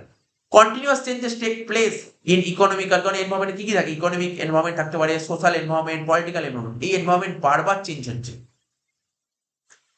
আর ফিউচারে কি ঘটনা ঘটবে না, মানে তুই আগে থেকে পূর্বানুমান করা খুব কঠিন ফিউচারে কি ঘটতে পারে, ফিউচারে তোর কি চেঞ্জ হবে। ধর আজকে তোর ইকোনমিক এনভায়রনমেন্ট এরকম আছে, হুট করে পরের বছর ইকোনমিকে কিছু চেঞ্জ হয়ে যাবে, তুই কি করে জানবি? আগে থেকে প্রেডিক্ট করা যায় না। যে কোনো কিছু চেঞ্জ হতে পারে। বলছি if changes are frequent planning may fail. বলছি চেঞ্জেস যদি ফ্রিকুয়েন্ট হয় তাহলে প্ল্যানিংটা ফেল করে দিতে পারে। তো এই তোর বলেছে ডাইনামিক এনভায়রনমেন্ট। তাহলে কি কোশ্চেন পড়লাম, প্ল্যানিং কাকে বলে, এর ফিচার্সটা পড়লাম, ইম্পর্টেন্স পড়লাম, আর লিমিটেশন, 4টে কোশ্চেন পড়লাম। আর একদিন পড়লে তারপরে শেষ হয়ে যাবে। আচ্ছা দেখ, যে কোশ্চেনটা পড়বো এখন সেটা হচ্ছে প্ল্যানিং প্রসেস। ঠিক আছে, তো প্ল্যানিং প্রসেস তো তোদের বইতে যে নোট দিয়েছি নোটে লেখা আছে প্ল্যানিং প্রসেসটা। ঠিক আছে, সেই প্ল্যানিং প্রসেসটা পড়ো। প্ল্যানিং প্রসেসকে বাংলায় কি বলে তোদের বলেছি, তোদের বইতে লেখা আছে পরিকল্পনা প্রক্রিয়া। ঠিক আছে, পরিকল্পনা প্রক্রিয়া। ঠিক আছে, তো প্ল্যানিং প্রসেস দুটো কোশ্চেন পড়বো, যে দুটো কোশ্চেন বললে টপিকটা শেষই হচ্ছে। একটা হচ্ছে প্ল্যানিং প্রসেস পড়বো, টাইপস অফ প্ল্যান পড়বো, দুটো কোশ্চেনে শেষ। ঠিক আছে, তো তো দেখ প্ল্যানিং প্রসেসের মধ্যে কি কি আছে। সবার প্রথম বলছে, দেখ প্রথম পয়েন্ট কি বলেছে, ফার্স্ট পয়েন্ট বলেছে সেটিং আপ অফ অবজেক্টিভস। কি কি পয়েন্ট আছে, পয়েন্টগুলো আগে দেখে নি। প্রথমে বলছে setting up of objectives, second point হচ্ছে ডেভেলপিং প্রিমিসেস। ঠিক আছে, তো থার্ড পয়েন্ট হচ্ছে লিস্ট দ্য অল্টারনেটিভস। ঠিক আছে, তো ফোর্থ পয়েন্ট বলছে ইভ্যালুয়েট দ্য অল্টারনেটিভস। ঠিক আছে, তো ফিফথ পয়েন্ট বলছে সিলেক্ট অ্যান্ড অল্টারনেটিভস। ঠিক আছে, তো 6 নম্বর পয়েন্ট বলছে ইমপ্লিমেন্ট দ্য প্ল্যান। ঠিক আছে, লাস্ট পয়েন্ট বলছে ফলো আপ। তাহলে 7 পয়েন্ট প্ল্যানিং প্রসেসের 7টা পয়েন্ট। একটা বলছে সেটিং আপ অফ অবজেক্টিভস, একটা বলছে ডেভেলপিং প্রিমিসেস, একটা হচ্ছে লিস্ট দ্য অল্টারনেটিভস। ঠিক আছে, তো একটা বলছে evaluate the alternatives, select an alternative, implement the plan আর ফলো আপ। প্রথম পয়েন্টটা কোথায়, সেটা হচ্ছে সেটিং আপ অফ অবজেক্টিভস। তাহলে ফার্স্ট পয়েন্ট হচ্ছে এই যে আমরা টপিকটা বলছি প্ল্যানিং প্রসেস, প্ল্যানিং প্রসেসে আমাকে কি করতে হবে, প্ল্যানিং প্রসেসে আমরা আমাদের সবার প্রথম অবজেক্টিভটাকে সেট করতে হবে। ঠিক আছে, অবজেক্টিভ মানে তো জানি, আমি বলে দিচ্ছি অবজেক্টিভ জিনিসটা কি। অবজেক্টিভ মানে জানিস তো, অবজেক্টিভ মানে কি, অবজেক্টিভ মানে কোনো কিছুর উদ্দেশ্য। ঠিক আছে, তো তাহলে কি করলাম, প্ল্যানিং প্রসেসে সবার প্রথম আমাকে কি করতে হবে, মানে এটা তো planning process step by step. প্রথমে 1 নম্বর পয়েন্ট লেখা আছে সেটিং আপ অফ অবজেক্টিভ। সবার প্রথম প্ল্যানিং প্রসেসে সবার প্রথম তোকে অবজেক্টিভটা সেট করতে হবে, করতে হবে অবজেক্টিভ সেট করতে হবে।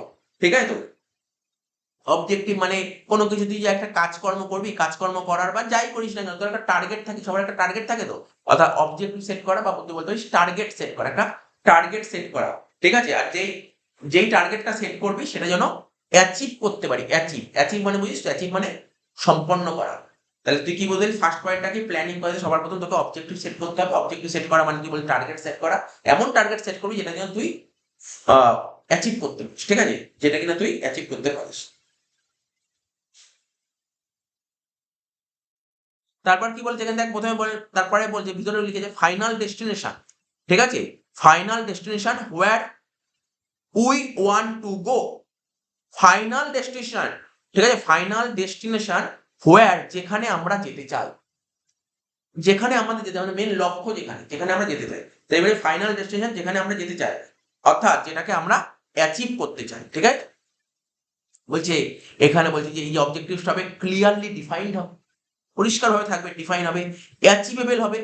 মানে তুই এটাকে অ্যাচিভ করতে পারবি, মেজারেবল হবে, তো মেজার করা যাবে। এবং সবশেষে তুই কি করবি, তোর যে কোম্পানিতে যে সমস্ত অর্গানাইজেশন সমস্ত এমপ্লয়ি আছে, এমপ্লয়ের সঙ্গে এটা কি করবি, কমিউনিকেট করবি। ঠিক আছে, এটা হচ্ছে এমপ্লয়ীদের সঙ্গে কমিউনিকেট করবি। তাহলে এটাই বলেছে যে তোর যে অবজেক্টিভসটা হবে, তো অবজেক্টিভসটা কি হবে, ক্লিয়ারলি ডিফাইন হবে, অ্যাচিভেবল হবে আর মেজারেবল হবে। আর বলছে যখন অবজেক্টিভসটা তো সেট হয়ে যাবে না, তখন এমপ্লয়ীদের সাথে কমিউনিকেট করবো, যেটা বললাম অবজেক্টিভ সেট হয়ে গেলে কি করতে হবে, তোর এমপ্লয়ীদের সঙ্গে সেটাকে কমিউনিকেট করতে হবে। আর এমপ্লয়ীদের তোর বলতে হবে যে এই পার্টিকুলার অবজেক্ট আছে, যে সেটা তোর অ্যাচিভ করতে হবে। মানে আমাদের কোম্পানি বা আমাদের অর্গানাইজেশনে পার্টিকুলার এই অবজেক্টটা আছে, এই অবজেক্টটা এমপ্লয়ীদের অ্যাচিভ করতে হবে, এটা বলতে হবে। এটা হচ্ছে 1 নম্বর point, setting up of object. প্রথমে অবজেক্টিভটা সেট করবে। সেকেন্ড পয়েন্ট হচ্ছে ডেভেলপিং প্রিমিসেস। ঠিক আছে, ডেভেলপিং প্রিমিসেস। এবার বুঝতে হবে ডেভেলপিং প্রিমিসেস মানে প্রিমিসেসটা ডেভেলপ করা। এবার বলতে হবে প্রিমিসেস মানে কি, প্রিমিসেস মানে কি, প্রিমিসেস মানে হচ্ছে তোর অ্যাজাম্পশন বলতে পারিস। প্রিমিসেস মানে হচ্ছে কি, মানে এখানে দেখ লেখা আছে প্রিমিসেস মানে কি, মেক অ্যাজাম্পশন রিগার্ডিং ফিউচার। তোকে একটা অ্যাজাম্পশন করতে হবে কি বিষয়ে, রিগার্ডিং ফিউচার, মানে ভবিষ্যতের বিষয়ে, ফিউচার সম্পর্কে তোকে একটা অ্যাজাম্পশন করতে হবে। তাহলে কি বললাম, প্রিমিসেস মানে কি, প্রিমিসেস মানে হচ্ছে আমরা বলতে পারি একবারে ফিউচারকে নিয়ে কি করা, ফিউচারকে নিয়ে অ্যাজাম্পশন করা, এটাই হচ্ছে প্রিমিসেস। বা তুই অ্যাজাম্পশন করা, অ্যাজাম্পশন মানে বুঝিস তো, একটা কল্পনা করা, প্রেডিকশন করা। কি বললাম, আবার বলছি প্রিমিসেস মানে কি ফিউচার নিয়ে একটা অ্যাজাম্পশন করা, বা তুই বলতে পারিস একটা প্রেডিকশন করা। ঠিক আছে, এবার হচ্ছে প্রেডিকশনের মধ্যে অ্যাকচুয়ালি কি কি হয়, প্রেডিকশনের মধ্যে অ্যাকচুয়ালি কি কি হয় দেখ লেখা আছে, লেখা আছে forecast, obstacle, problem in path, ঠিক আছে, অফ এফেক্টিভ প্ল্যানিং। তার মানে এই যে অ্যাকচুয়ালি কি হয় প্রেডিকশনে, কি কি হয়, ফরকাস্ট, অবস্টাকেল, প্রবলেম। দেখ তুই যে প্রেডিকশন করবি সেখানে অনেক কিছু, মানে আজকে ধর আমাদের ফিউচারে কি ঘটনা ঘটতে পারে তার জন্য আমরা অনেক কিছু প্ল্যানিং করতে পারি, বুঝতে পারছি, আমরা কিছু অ্যাজাম্পশন করি, সেই অ্যাজাম্পশন কখনো ভুল হতে পারে, ঠিক হতে পারে। তো এখানেই বলেছে, বা ওই অ্যাজাম্পশনের মধ্যে কখনো কোনো প্রবলেম আসতে পারে, এই কথাগুলোই ওকে বলেছে। অর্থাৎ বলছি যে তুই যে অবজেক্টিভটা সেট করেছিস ওর জন্য যে প্ল্যানিং বানাবি, আমরা যে অবজেক্টিভ সেট করেছি তার জন্য তো আমরা একটা প্ল্যানিং বানাবো, আর ওই প্ল্যানিং বানানোর জন্য যে সমস্ত প্রবলেম আসবে ওটা আগে থেকে অ্যাজিউম করে নিতে হবে। এটাই লেখা আছে forecast obstacle problem in path of effective planning. তুই যে একটা এফেক্টিভ প্ল্যানিং বানাবি তার জন্য প্ল্যানিং বানানোর জন্য তোকে অ্যাজাম্পশন করতে হবে, এই অ্যাজাম্পশনে অনেক কিছু প্রবলেম আসতে পারে, সেই প্রবলেম যদি আসে প্রবলেমটা কি করে সলভ আউট করবে সেটা ঠিক করে নিতে হবে। এখানে এটাই বলতে চেয়েছি।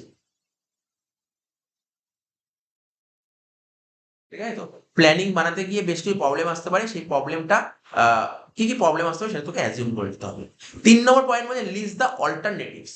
তাহলে প্রথম পয়েন্ট হলো অবজেক্টিভ সেট করা, যেই অবজেক্টিভ সেট হয়ে গেল তারপর কি করতে হবে, তোর প্রিমিসেসটা ডেভেলপ করতে হবে। 3 নম্বরে চলে আসবে লিস্ট দ্য অল্টারনেটিভ। তোর কাছে প্রচুর, মানে তোর কাছে যত যত অল্টারনেটিভ আছে না, অল্টারনেটিভের লিস্ট গুলো খুঁজে বার করতে হবে, হ্যাঁ আমার কাছে এই সমস্ত অল্টারনেটিভ আছে। ঠিক আছে, যে find all the way to reach objectives, মানে আমাদের তো একটা অবজেক্টিভস আছে, সেই অবজেক্টিভসটাকে অবজেক্টিভসে রিচ করার জন্য, পৌঁছানোর জন্য, ঠিক আছে, তো তোকে সমস্ত ওয়ে খুঁজে বার করতে হবে। যেমন ধর আজকে ধর আমার যে ফার্ম আছে বা আমার ধর কোম্পানি আছে, আমি আমার কোম্পানির সেল 10% বাড়াতে চাই, কি করতে চাই, আমার কোম্পানির সেল 10% বাড়াতে চাই। তাহলে আজকে যদি আমি আমার কোম্পানির সেল 10% বাড়াতে চাই তাহলে কি করতে হবে, আজকে আমার যে কোম্পানি আছে, আমার বিজনেস আছে, আমার বিজনেসে যদি সেল 10% বাড়াতে চাই তাহলে কি করতে হবে, আজকে তোর দোকানে দোকানে যদি সেল বাড়াতে চাস তাহলে কি করলে সেল বাড়তে পারে, তোকে অ্যাড দিতে হবে মার্কেটে। তুই যদি দোকানের অ্যাড দিস, তুই যদি বিজনেসের অ্যাডটা দিস তাহলে সেই কাস্টমার সেল বাড়তে পারে। 2 নম্বর, তোকে ডিসকাউন্ট পলিসি দিতে হবে, ডিসকাউন্ট দিতে হবে, অন্য দোকানে ডিসকাউন্ট দিয়ে তুই ডিসকাউন্ট দিচ্ছিস, তাহলে তো সেল বাড়তে পারে। আর কি হতে পারে, ফ্রি স্যাম্পেল, তুই কিছু কিছু ফ্রি স্যাম্পেল প্রোভাইড করছিস, তুই আমার দোকানে ধর এই জিনিসটা কিনলে এর সঙ্গে এই জিনিসটা ফ্রি দিচ্ছি, তাহলে তো সেল বাড়তে পারে। তো এইটা হচ্ছে প্ল্যানিং প্রসেস এর মধ্যে পড়ছে, বুঝতে পারলি তো, লিস্ট দ্য অল্টারনেটিভ। তাহলে কি বুঝতে পারছিস, পয়েন্ট গুলো বুঝতে হবে আর সিকোয়েন্স ওয়াইজ লিখতে হবে। 4 নম্বর বলছি ইভ্যালুয়েট দ্য অল্টারনেটিভ। ইভ্যালুয়েট মানে জানিস, ইভ্যালুয়েট মানে মূল্যায়ন করা, মূল্যায়ন করা। এই যে তোর কাছে যে অনেকগুলো অল্টারনেটিভের লিস্ট চলে আসলো, সেই অল্টারনেটিভ গুলো কি করবে এবার, ইভ্যালুয়েট করবে, মানে এর মূল্যায়ন করবে। অর্থাৎ তোর কাছে অনেকগুলো অল্টারনেটিভ চলে এসেছে, অনেকগুলো, তোর কাছে যতগুলো অল্টারনেটিভ আছে সমস্ত অল্টারনেটিভে কিছু ভালো দিক থাকতে পারে বা কিছু খারাপ দিক থাকতে পারে। এখানে বলছে find positive or negative points of every alternative. তোর কাছে তুই লিস্ট দ্য অল্টারনেটিভ তুই করলি না, সমস্ত অল্টারনেটিভ গুলো খুঁজে বার করলি, এই সমস্ত অল্টারনেটিভের মধ্যে কিছু পজিটিভ দিক থাকবে, কিছু নেগেটিভ দিক থাকবে। ঠিক আছে, যেমন ধর তুই দেখ তুই তো সেল বাড়ানোর জন্য ডিসকাউন্ট দিচ্ছিস, সেল বাড়ানোর জন্য ডিসকাউন্ট দিলে অনেক খারাপ জিনিসও হতে পারে। ডিসকাউন্ট দিলে কি হচ্ছে তোর, তুই ভাবার চেষ্টা কর, ডিসকাউন্ট দিলে একদিকে যেমন তোর কাস্টমার দোকানে বাড়ছে, তো সেলটা তো কমে যাচ্ছে, মানে তোর সেলিং প্রাইসটা তো কমে যাচ্ছে। ঠিক আছে, তো এই জিনিসগুলো তোকে মাথায় রাখতে হবে। কিছু মানে এই যে ডিসকাউন্ট দেওয়ার কিছু ভালো দিক আছে আবার কিছু খারাপ দিক আছে। ঠিক আছে, তো এটাই বলছি তোর অল্টারনেটিভ গুলো ইভ্যালুয়েট করতে হবে, মূল্যায়ন করতে হবে। তাহলে সিলেক্ট অ্যান্ড অল্টারনেটিভ, তারপরে তোর কাছে কি করলি, অনেকগুলো অল্টারনেটিভ খুঁজে বার করলি, তার মধ্যে ওই অল্টারনেটিভ গুলোর আলাদা আলাদা করলি, ওই অল্টারনেটিভ কোনগুলো ভালো দিক আছে কোনগুলো খারাপ দিক আছে। তারপর কি করবি, তারপর ওদের মধ্যে থেকে একটা অল্টারনেটিভ চুজ করবি, সিলেক্ট করবি, সিলেক্ট বলছে select an alternative, select best alternative with maximum positive point. এবার তোর এর মধ্যে থেকে যতগুলো অল্টারনেটিভ বের করলি, যতগুলো অল্টারনেটিভ লিস্ট বের করলি, তার মধ্যে কিছু ভালো দিক বের করলি, কিছু খারাপ দিক বের করলি। যেই সমস্ত অল্টারনেটিভ এখানে কি লিখে দেখ, যার ম্যাক্সিমাম পজিটিভ পয়েন্ট বেরিয়েছে, তুই সেই অল্টারনেটিভটাকেই চুজ করবি যার ম্যাক্সিমাম ভালো দিক বেরিয়েছে। সেই অল্টারনেটিভটাকে চুজ করা হবে। বলছে select best alternative with maximum positive points, may choose combination of different alternatives. ঠিক আছে, বা তুই এরকমও করতে পারিস, তুই চুজ করতে পারিস, তুই একটা কম্বিনেশন চুজ করতে পারিস, ডিফারেন্ট অল্টারনেটিভের কম্বিনেশন চুজ করতে পারিস। যেমন ধর এখানে ডিসকাউন্ট আছে, অ্যাডভার্টাইজমেন্ট আছে, ফ্রি স্যাম্পল আছে, এইগুলো কিন্তু অনেকগুলো অল্টারনেটিভ। এর মধ্যে ধর তুই কম্বিনেশন চুজ করতে পারিস, দেখা গেলো তুই ডিসকাউন্ট আর ফ্রি স্যাম্পলটাকে চুজ করলি, বা ডিসকাউন্ট আর অ্যাডভার্টাইজমেন্টটাকে চুজ করলি। ঠিক আছে, কম্বিনেশন। নেক্সট বলছি ইমপ্লিমেন্ট দ্য প্ল্যান। ইমপ্লিমেন্ট মানে কি? ইমপ্লিমেন্ট মানে কি? ইমপ্লিমেন্ট মানে জানিস তো, ইমপ্লিমেন্ট করা, রূপায়ণ করা, যেটা ইংলিশটাই বেটার লাগবে, ইমপ্লিমেন্ট দ্য প্ল্যান। এই যে তোর প্ল্যানটাকে ইমপ্লিমেন্ট করবি, অর্থাৎ put the plan in action. ঠিক আছে, ইমপ্লিমেন্ট, প্ল্যানটাকে ইমপ্লিমেন্ট করা মানে কি? প্ল্যান, পুট দ্য প্ল্যান, তো প্ল্যানটা পুট করবি কোথায়? অ্যাকশন। এবং সবশেষে কি কি করবি? Communicate the plan to employee. এই প্ল্যানটা এমপ্লয়ীদের সঙ্গে কমিউনিকেট করবি, কথাবার্তা বলবি এই প্ল্যানটা না। এবার বলছে কি লাস্ট পয়েন্ট বলছে ফলো আপ। লাস্ট পয়েন্ট বলছে কি? বল ফলো আপ। ফলো আপ করবো কি? Regular monitor the plan. ঠিক আছে, তো তোর যে প্ল্যানটা আছে রেগুলার মনিটরিং করতে হবে, রেগুলার মনিটরিং করতে হবে। এমন না যে প্ল্যান করে ফেললি বলে অবজেক্টিভ করে ফেললি হয়ে গেল, না, প্ল্যানটাকে রেগুলার মনিটরিং করতে হবে। আর বলছে if plan is not working, যদি মনে হয় তোর প্ল্যানটা ঠিকঠাক কাজ করছে না, যদি মনে হয় তুই যে প্ল্যানটা করেছিস প্ল্যানটা ঠিকঠাক কাজ করছে না, অথবা assumption are not holding true, অর্থাৎ তুই যে অনুমান করেছিলি, তুই যে অ্যাজাম্পশন করেছিলি, তুই যে কল্পনা করেছিলি সেটা ঠিক নয়, ঠিক আছে, তাহলে immediately make changes in plan, তাহলে প্ল্যানটা সঙ্গে সঙ্গে চেঞ্জ করতে হবে। তাহলে এইগুলো দেখ, তুই সমস্ত কাজ করলেই হলো না। ধর তুই প্রথম দিয়ে করলি, প্রথমে তুই অবজেক্টিভ সেট করলি, তারপর তুই প্রিমিসেসটাকে ডেভেলপ করলি, তারপর অল্টারনেটিভ গুলো খুঁজে বার করলি, তারপর অল্টারনেটিভ গুলোকে ইভ্যালুয়েট করলি, তারপর অল্টারনেটিভটাকে সিলেক্ট করলি, তারপর প্ল্যানটাকে ইমপ্লিমেন্ট করে দিলি, তারপরে তুই কাজ করা বন্ধ করে দিলে হবে না। হবে না কিন্তু, সঙ্গে সঙ্গে কিন্তু ওটা কন্টিনিউয়াস ফলো আপ করতে হবে। তুই যদি ফলো না করিস তাহলে তোর পাশে যে কম্পিউটার আছে তোর থেকে এগিয়ে চলে যাবে, দৌড়ে মেরে চলে যাবে, ও তোর থেকে বিজনেস অনেক ডেভেলপ করে দিয়ে চলে যাবে। আপনাকে তো দেখতে হবে ও কি পলিসি ফলো করছে গুডস বেচার জন্য। ও ওর দোকানে কিছু গুডস কিনতে এসছে কেউ, তার সঙ্গে ও কিছু একটা ফ্রি গিফট দিয়ে দিচ্ছে। তো এইগুলো দেখতে হবে কিন্তু, এইগুলো কি বলছে, এই জন্যই বলছে রেগুলার মনিটর করতে হবে প্ল্যানটা। ঠিক আছে, তো এই হচ্ছে তোর কোশ্চেনটা ছিল প্ল্যানিং প্রসেস। ঠিক আছে, তো বাকিটা তুই বই থেকে রিড করে নিলে হয়ে যাবে, কিছু নেই কোশ্চেনটার মধ্যে। নেক্সট কোশ্চেন করবো, লাস্ট কোশ্চেন আজকে, সেটা কি টাইপস অফ প্ল্যান। প্ল্যানের কিছু টাইপস, এই কোশ্চেনটা ভালো করে পড়বো। ঠিক আছে, হ্যাঁ তোর পরীক্ষায় হয়তো মানে বাংলায় হচ্ছে পরিকল্পনা শ্রেণীবিভাগ, হয়তো পুরো ডিটেলসে নাও দিতে পারে, হয়তো ছোট ছোট পার্ট দিতে পারে। আমার কথা বুঝতে পারলি তো? এই টাইপস অফ প্ল্যান পুরো কোশ্চেনটা না দিয়ে ওদের প্রথমে বলে দিলে এর মধ্যে যে এই টাইপস অফ প্ল্যানের মধ্যে 8টা পয়েন্ট, কটা পয়েন্ট আছে? 8টা পয়েন্ট। দেখ একটা তোদের বইতে দেখ আমি করে দিয়েছি, একটা ট্রায়াঙ্গেল এঁকে করা আছে, ট্রায়াঙ্গেল এঁকে দেখ, ট্রায়াঙ্গেল এঁকে করা আছে না, ওটাই হচ্ছে টাইপস অফ প্ল্যান। ঠিক আছে, হয় বড় কোশ্চেন দিলেও দিতে পারে, আর যদি বড় কোশ্চেন না দেয় শর্ট কোশ্চেন দিতে পারে। শর্ট কোশ্চেন মানে ধর 4 নম্বরই শর্ট কোশ্চেন। যেমন ধর এই যে টাইপস অফ প্ল্যানের মধ্যে কি কি টাইপস আছে তুই একটু ছোট করে দেখে রিড করে নে। একটা আছে অবজেক্টিভস, একটা হচ্ছে অবজেক্টিভস, ঠিক আছে, তো 2 নম্বর হচ্ছে স্ট্র্যাটেজি, সব বোঝাবো, অবজেক্টিভ স্ট্র্যাটেজি। তারপর কি আছে? 3 নম্বর আছে পলিসি, ঠিক আছে, তো 4 নম্বর হচ্ছে প্রসিডিওর, ঠিক আছে, তো 5 নম্বর হচ্ছে রুলস, 6 নম্বর হচ্ছে মেথড, ঠিক আছে, তো 7 নম্বর হচ্ছে বাজেট, আর আমি বললাম 8টা পয়েন্ট পড়বো, 8 নম্বর হচ্ছে প্রোগ্রাম।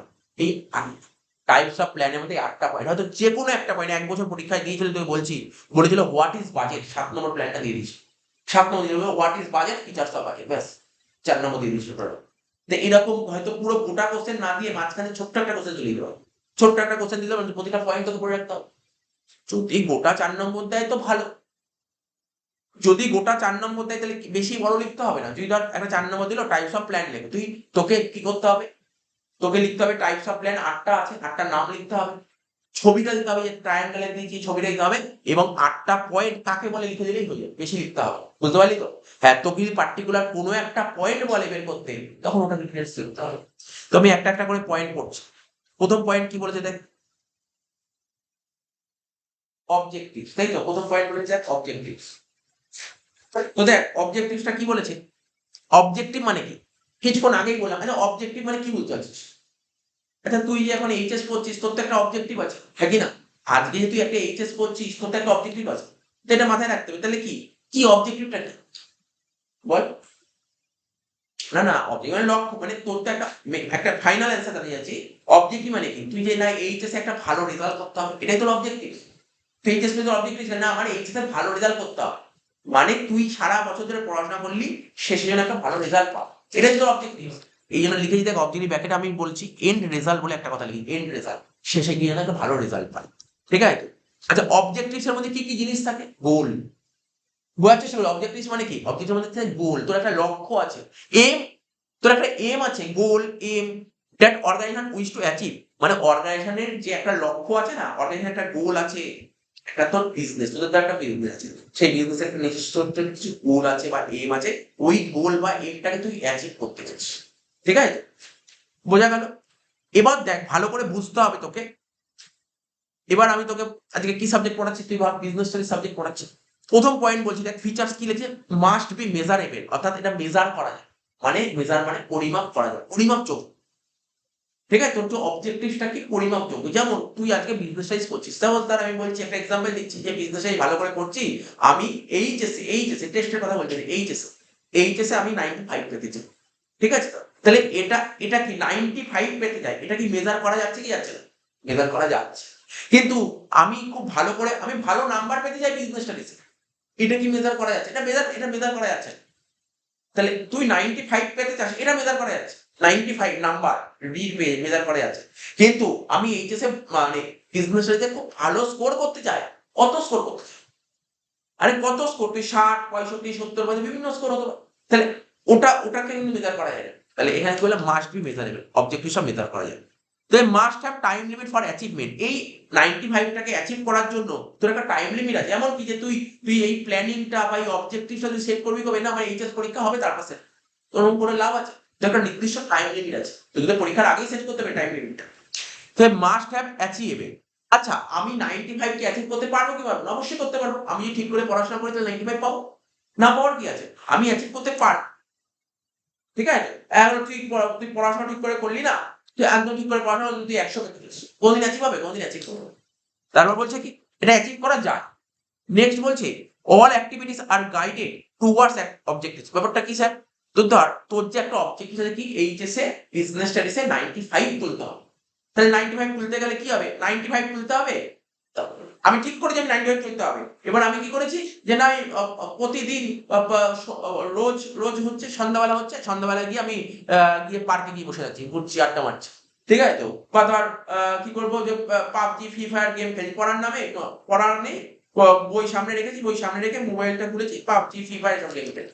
বা ধর প্রতিদিন মাঝে মাঝে টুর্নামেন্ট খেলতে চলে যাচ্ছে। আরে ভাই পড়াশোনা করছি কোথায়? পড়াশোনা করে নাম্বার পেয়ে বন্ধুদের সঙ্গে গল্প করছি, আড্ডা মারছি, বাড়িতে সব লোকজন এসে লোকজনের সঙ্গে গল্প করছি, পড়াশোনা করে, তো কোনদিন 95 হবে? কোনদিন 95 হবে না, জীবনে কোনদিন 95 হবে না।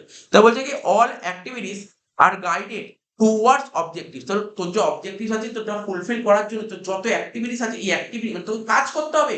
95 তোলার জন্য তোকে ভালো করে পড়াশোনা করতে হবে। 95 তুলতে গেলে ভালো করে পড়াশোনা করতে হবে। প্রথমে টপিকটাকে, যে চ্যাপ্টার পড়ছি সেই চ্যাপ্টার টপিকটাকে ভালো করে জানতে হবে। টপিকটাকে জেনে তার এক্সারসাইজ গুলো ভালো করে সলভ করতে হবে। মানে যেই কোশ্চেন গুলো তোর ইম্পর্টেন্ট কোশ্চেন বলে মনে হচ্ছে সেইগুলো ভালো করে খাতায় না দেখে পড়ে না দেখে লিখতে হবে।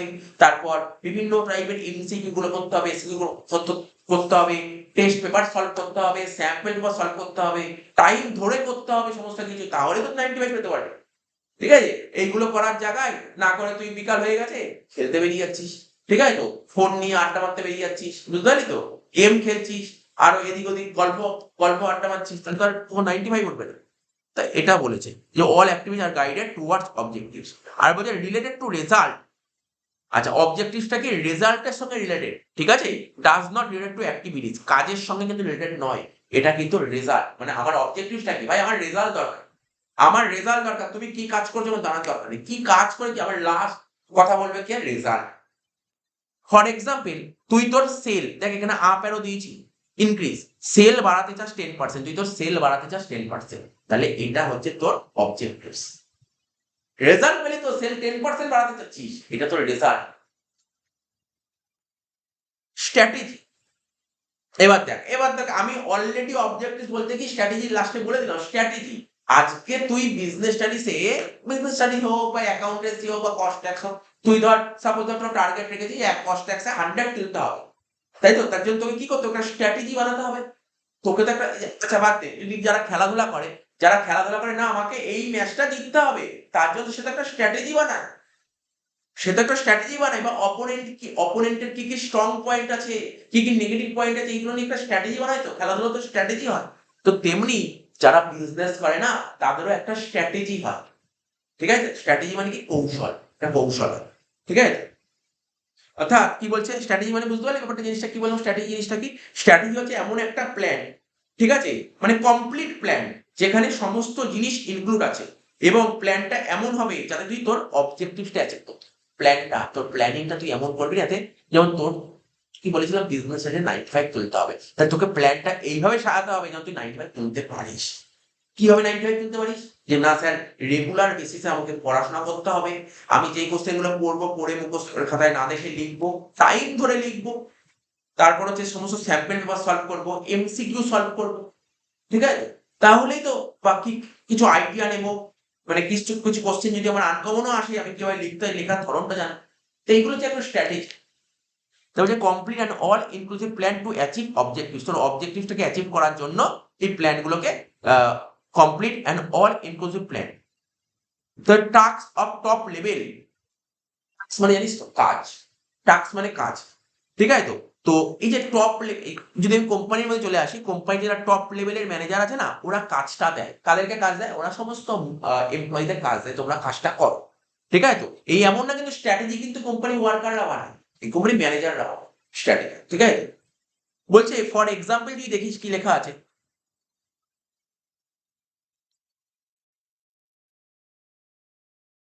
বলছে choice of advertising media to increase sale. আজকে তুই তোর সেলটাকে বাড়াতে চাস। আচ্ছা, তুই তোর সেলটাকে বাড়াতে চাস, এটা হচ্ছে অবজেক্টিভ। তোর অবজেক্টিভটা কি? তোর সেল বাড়ানো, তোর মেন লক্ষ্য কি, এম কি, গোল কি? সেল বাড়ানো, এটা হচ্ছে অবজেক্টিভ। কিন্তু এর জন্য তোকে কি স্ট্র্যাটেজি নিতে হবে? সেল বাড়াতে গেলে প্রথমেই বলেছিলাম আগের কোশ্চেনটা পড়ানোর সময়, সেল বাড়াতে গেলে কি করতে হয়? অ্যাড দিতে হবে, অ্যাডভার্টাইজমেন্ট করতে হবে। এই অ্যাডভার্টাইজমেন্ট কিসের মাধ্যমে দিতে হবে? তুই হোয়াটসঅ্যাপের মাধ্যমে অ্যাডভার্টাইজমেন্ট দিতে পারিস, কারণ এখন তো ট্রেন্ড এসছে, হোয়াটসঅ্যাপের মাধ্যমে তুই অ্যাড দিতে পারিস। তুই ইউটিউবের মাধ্যমে অ্যাড দিতে পারিস। ঠিক আছে, তাহলে হোয়াটসঅ্যাপ, ইউটিউব, রেডিও, যদি এখন পুরোনো হয় রেডিও, টিভি, ঠিক আছে, ইন্টারনেট, কেবিল, এখানে অ্যাড দিতে পারিস। তাহলে এইগুলো হচ্ছে তোর স্ট্র্যাটেজি। বলছে must scan business environment before framing them. ঠিক আছে, তো তাহলে তোকে বলেছি তোর যে বিজনেস এনভায়রনমেন্টটা আছে না, এটাকে স্ক্যান করতে হবে। এই টপিকটা কি বললাম? স্ট্র্যাটেজি। স্ট্র্যাটেজিটা ফ্রেম করার আগে, স্ট্র্যাটেজিটা নিয়ে আসার আগে, স্ট্র্যাটেজি করার আগে না, বিজনেসের ঠিকঠাক স্ট্র্যাটেজি করার আগে না, তোর বিজনেস এনভায়রনমেন্টটা অবশ্যই স্ক্যান করতে হবে, মনিটর করতে হবে বিজনেস এনভায়রনমেন্ট। ফিচার্স কি আছে? ডিজাইন টু অ্যাচিভ অবজেক্টিভস, তোর যে অবজেক্টিভ আছে সেটাকে অ্যাচিভ করার জন্য, ঠিক আছে, এই অবজেক্টিভসটা অ্যাচিভ করার জন্য তোকে ডিজাইন করতে হবে এটা। তাহলে ইনফ্লুয়েন্স বাই বিজনেস এনভায়রনমেন্ট, তার মানে কি হচ্ছে? স্ট্র্যাটেজি ইনফ্লুয়েন্স, স্ট্র্যাটেজিটা ইনফ্লুয়েন্স হচ্ছে, ঠিক আছে, বাই বিজনেস এনভায়রনমেন্ট, বিজনেস এনভায়রনমেন্টের মাধ্যমে কিন্তু স্ট্র্যাটেজিটা ইনফ্লুয়েন্স হচ্ছে। 3 নম্বর পয়েন্ট, দুটো পয়েন্ট হবে, 8টা পয়েন্ট আছে। পলিসি, 3 নম্বর পয়েন্ট বলছে পলিসি। পলিসি মানে তো জানিস, পলিসি মানে, পলিসি মানে কি জানিস তো? পলিসি মানে নীতি। যেমন দেখবি তোরা ধর স্কুল, প্রতিটা স্কুলের একটা নিজস্ব পলিসি আছে। যেমন পলিসি আছে, বলছে সিম্পল একটা পলিসি বলছে যে স্কুলের মধ্যে স্মোকিং করা যাবে, স্কুলে স্মোকিং করা যাবে না, একটা পলিসি। বা ধর স্কুল বাদ দে না, আমি তোকে একটা কোম্পানির কথা, স্কুলটা বাদ, একটা কোম্পানি চাকরিতে ঢুকেছিস, ওখানে লেখা আছে নো স্মোকিং। ঠিক আছে, অর্থাৎ কোন স্ট্রিক্টলি বলা আছে তোকে এখানে স্মোকিং করা যাবে না, যদি স্মোকিং করে তাহলে ও পানিশমেন্ট পাবে। এটা হচ্ছে স্ট্রিক্টলি, এটা হচ্ছে পলিসি। বা ধর কোনো কোনো কোম্পানি ঠিক করেছে যে না, আমি ধারে গুডস বেচবই না, কোনো বলছে যে, ইভেন এমনও বলা আছে, ধর কোম্পানিতে ধর কোনো ধর এমন একজন আছে, প্রচুর টাকার মাল কেনে কোম্পানি থেকে, ঠিক আছে, তো ওকেও ধারে মাল বেচতে পারবে। আমার কথাটা ভালো করে একটু ফোকাস করার চেষ্টা কর। তোরা ভাবতে পারিস যে না, দেখ, কোম্পানিতে পলিসি আছে যে আমি ধারে গুডস বেচতে পারবো। ঠিক আছে, এবার ধর সাপোজ তোর কোনো রিলেটিভ আসলো, তাকে তুই ধারে গুডস বেচলো না, কাউকেই বেচতে পারবি না, রিলেটিভ তো দূরের কথা, কাউকেই বেচা যাবে না, সবার জন্য সমান নিয়ম, সবার জন্য সমান নিয়ম, না ধারে গুডস বেচা যাবে। আচ্ছা, এমন হতে পারে যে না, তোর একজন লোক এসে, কাস্টমার এসে তোর থেকে প্রচুর টাকার মাল নিচ্ছে, প্রচুর টাকার মাল নিচ্ছে, ঠিক আছে, তো তাকে তাকে কি একটু আমি ধারে মাল বেচতে পারি? বলছে না, সবার জন্য সমান নিয়ম। এমন না যে ওর জন্য আলাদা নিয়ম তো ওর জন্য আলাদা নিয়ম, না, সবার জন্য সমান। তার মানে কি ধারে গুডস বিক্রি করা যাবে, ঠিক আছে? No credit policy. বা ধর এমনও থাকতে পারে, ধর সেল রিটার্ন। ধর আজকে ধর আমার কোম্পানিতে গুডস বিক্রি করেছি, কাউকে গুডস বিক্রি করেছি, এবার গুডস যদি কিছু ডিফেক্টিভ বেরোয় তাহলে সে আমার কাছে গুডস আমার দোকানে ফেরত দিতে আসলো। কোম্পানিতে না স্ট্রিক্টলি পলিসি লেখা আছে, নো রিটার্ন পলিসি, বুঝতে পারলি? দেখবি, তোরা নিশ্চয়ই দেখেছিস, হয়তো তোরা কিছু কিনলে রিটার্ন হয়, হয়তো এমন কিছু লেখা থাকে, দেখবি অনেক জায়গায় লেখা থাকে রিটার্ন হবে না। তুমি যা দেখার একবার দেখে নিয়ে যাও, রিটার্ন হবে না, নো রিটার্ন পলিসি। তো কোম্পানির যদি এরকম পলিসি থাকে, হাজার চেষ্টা করলে পলিসি চেঞ্জ করা যাবে না, রিটার্ন হবেই না। ও যতই বলুক রিটার্ন কোনোদিন হবে না।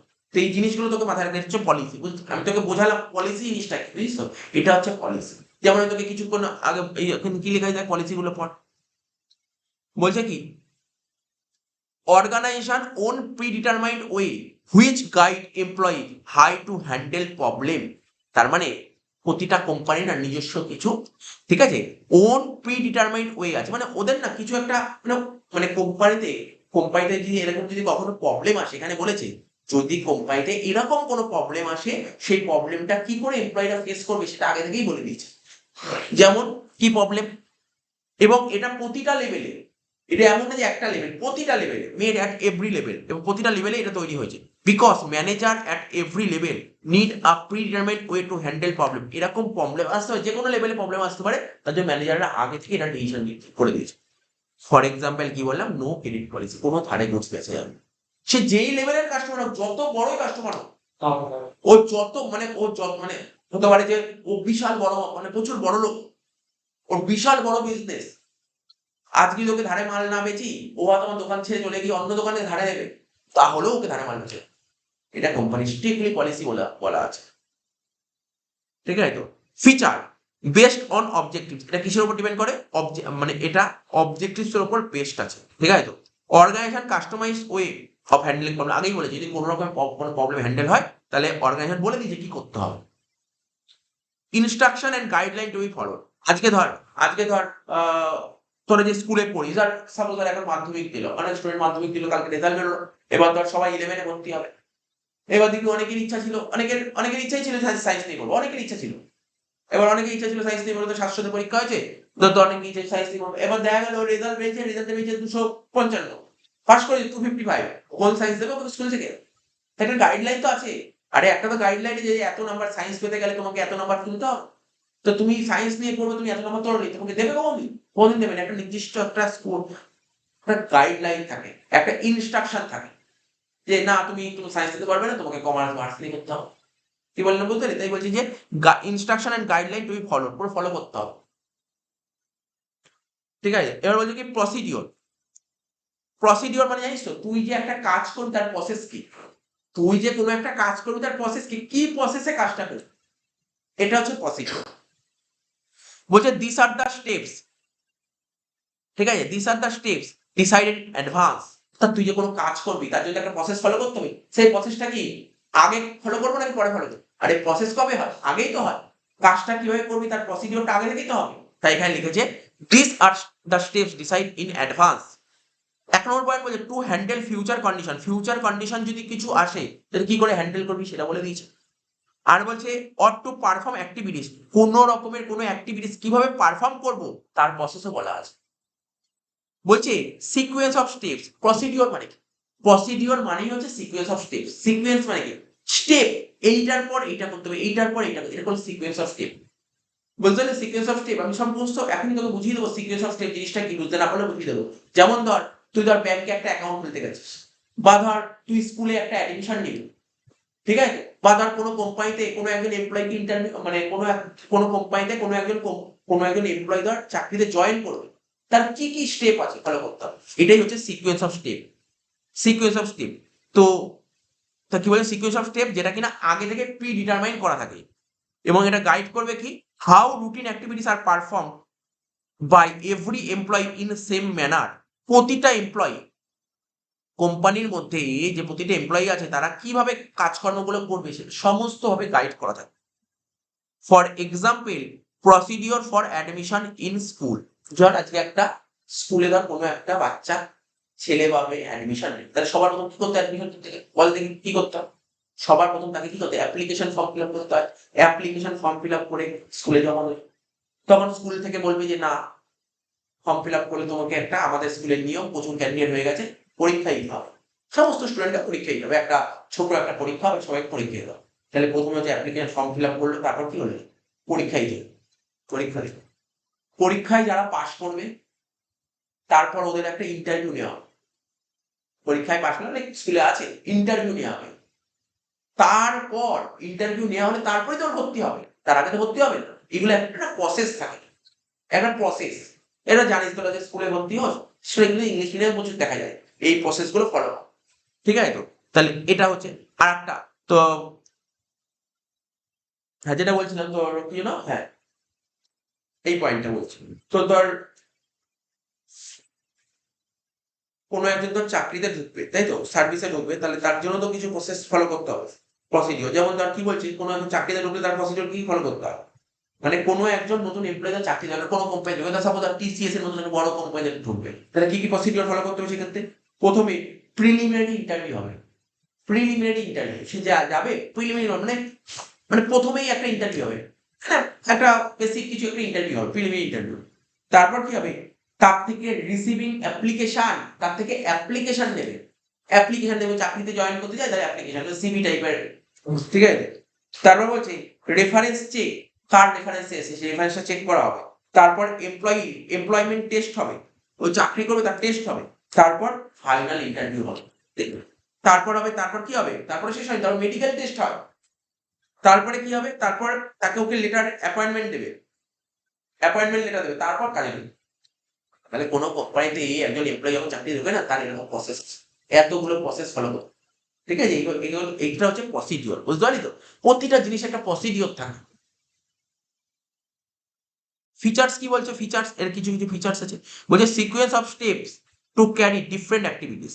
আচ্ছা আমি তোকে বলি আরেকটা কথা বলিনি, যেটা ব্যাংক, দেখবি ব্যাংকে অ্যাকাউন্ট খুলতে গেলাম। আচ্ছা আমি ব্যাংকে একটা অ্যাকাউন্ট খুলতে গেলাম, সাপোজ ধর অন্য স্টেট ব্যাংকে আমি একটা অ্যাকাউন্ট ওপেন করবো, তাহলে আমাকে যে নিয়ম ফলো করতে হবে, তুই ব্যাংকে অ্যাকাউন্ট খুলতে গেলে তোর জন্য তো সেম নিয়ম ফলো করতে হবে নাকি? আমার জন্য একটা নিয়ম তো অন্য জনের জন্য আলাদা নিয়ম, এরকম হবে না, সবার জন্য সেম নিয়ম। এটা একটা প্রসেস আছে, প্রসিডিওর এটা। এখানে বলছে সিকোয়েন্স অফ স্টেপস, বুঝতে পারছি এই সিকোয়েন্স অফ স্টেপের মানে বুঝতে পারছি, সিকোয়েন্স অফ স্টেপ জিনিসটা কি, এটাকে বলে sequence of steps to carry different activities. ঠিক আছে, ডিফারেন্ট অ্যাক্টিভিটিস ভালো করে বোঝার চেষ্টা করবি। যেমন ব্যাংকে অ্যাকাউন্ট খুলতে গেলে সবার জন্য আমাকে অ্যাপ্লিকেশন ফর্ম ফিল আপ করতে হলে, ধর আমার ধর ব্যাংকে যে অ্যাকাউন্টটা খুলছে তার সঙ্গে আমার খুব ভালো পরিচয়, এমন না আমার কিচ্ছু করতে হবে না, ডাইরেক্ট বলে আমি তোমার ব্যবস্থা করে দেবো, এরকম হয় না, এরকম কখনো হবে না। সবার জন্য সেম নিয়ম ফলো করতে হবে, সবার জন্য সেম নিয়ম। তাই এখানে বলছি sequence of steps to carry different activities, different হয় না। মেড ফর ইনসাইডার অনলি, ব্যাংকে ধর যারা কাজ করে, ব্যাংকের ভিতরে যারা কাজ করে ওদের প্রপারলি ইনস্ট্রাকশন দেওয়া আছে যে তুমি কি করে অ্যাকাউন্ট খুলবে। এই প্রসেস যে তোমার যতই রিলেটিভ হোক, তোমার খুব কাছের হোক, তোমার বন্ধু বান্ধব হোক, তো তোমার বাইরের জন্য একটা নিয়ম, তোমার রিলেটিভের জন্য এক নিয়ম, এরকম হবে না কিন্তু, সবার জন্য সেম নিয়ম। তো ওদেরকে প্রপারলি ইনস্ট্রাকশন দেওয়া আছে। Are done in chronological order, chronological order, chronological মানে পর পর সিকোয়েন্স ওয়াইজ হবে, একটার পর একটা, একটার পর একটা হবে। এটা হচ্ছে তোর প্রসিডিওর, ঠিক আছে। রুল, এবার বলছে কি রুল, রুল মানে জানিস তো, রুল মানে কি, রুল মানে হচ্ছে তোর নিয়ম। আচ্ছা আমি প্রথমে না, আমি তোদের এটা বলতে গিয়ে পলিসি বলতে গিয়ে ওখানে বলেছিলাম, কি বলেছিলাম জানিস, no smoking policy. No smoking ওটা পলিসির মধ্যে পড়বে না, ওটা না, ওটা অ্যাকচুয়ালি পরে কিসের মধ্যে জানিস তো, ওটা রুলের মধ্যে পড়ে। রুল, রুল মানে কি নিয়ম। যেমন তোরা তো জানিস, তোরা তো স্কুলে পড়াশোনা করিস, স্কুলের জানিস স্কুলে একটা নিয়ম আছে। স্কুলের নিয়ম কি, যে তোর যে ধর যে 11টার মধ্যে স্কুলে ঢুকতে হবে, স্কুলে থাকে 11টার মধ্যে ঢুকতে হবে, 11টার মধ্যে না ঢুকলে তোমাকে মানে কিছু পানিশমেন্ট দেওয়া হবে, বিভিন্ন স্কুলের নিয়ম থাকে। বা ধর স্কুলের ড্রেস দেখবি, অনেকে দেখবি স্কুলে যে শু পরে যেতে হয়, অনেকে শু না পরে ধর হয় চপ্পল পরে চলে গেল, স্যান্ডেল পরে চলে গেল, তার জন্য শাস্তি দিয়ে তাকে 1 ক্লাস দাঁড় করে রাখবে বা একদিন সাসপেন্ড করে দেবে, কি এগুলো তো একটা রুল স্কুলে। তুই স্কুলে যখন থাকবি, স্কুলে কখনো বলা হয় না যে কখনো তুমি মানে মানে বাজে ল্যাঙ্গুয়েজ, ব্যাড ল্যাঙ্গুয়েজ ইউজ করবে না, এগুলো একটা স্কুলের মধ্যে রুল থাকে, তাই না, সমস্ত কিছু রুল। তারপর এবার ধর কোম্পানি যারা কাজ করে, কোম্পানি যারা কাজ করে, কোম্পানির কথাটাই বলি, বলছে ওখানে কোনো রকমের কোনো স্মোকিং করা যায় না কোম্পানিতে। দেখ সবাই তো আর স্মোকিং করে না, কিছু মানুষ আছে স্মোকিং করে না, কিছু মানুষ আছে স্মোকিং করে। তাহলে কোম্পানি থেকে একটা স্ট্রিক্টলি পলিসি তৈরি করে দিচ্ছে, না কোম্পানির ভিতর তুমি স্মোকিং করবে। হ্যাঁ, তোমার যদি খুব স্মোকিং করতে ইচ্ছা করে তুমি বাইরে গিয়ে স্মোকিং করবে, কোম্পানির ভিতর স্মোকিং করবে না। বা অনেক বড় বড় কোম্পানি থেকে স্মোকিং জোন থাকে, যেখানে গিয়ে তুমি স্মোকিং করতে পারো, ঠিক আছে? তো কোম্পানির ভিতর স্মোকিং করা যাবে। এটা কি বলেছে, এটা হচ্ছে রুল, এটা রুল, এই রুলটাকে ফলো করতে হবে। বলছে special action or non action of employee, অর্থাৎ কোম্পানির ভিতর এমপ্লয়ীদের কি করতে হবে আর কি করতে হবে না বলে দিয়েছে, কি করা উচিত আর কি করা উচিত, এটাই তো রুল, এটাই তো রুল, কি করা উচিত আর কি করা উচিত নয়, এটাই হচ্ছে তো রুল।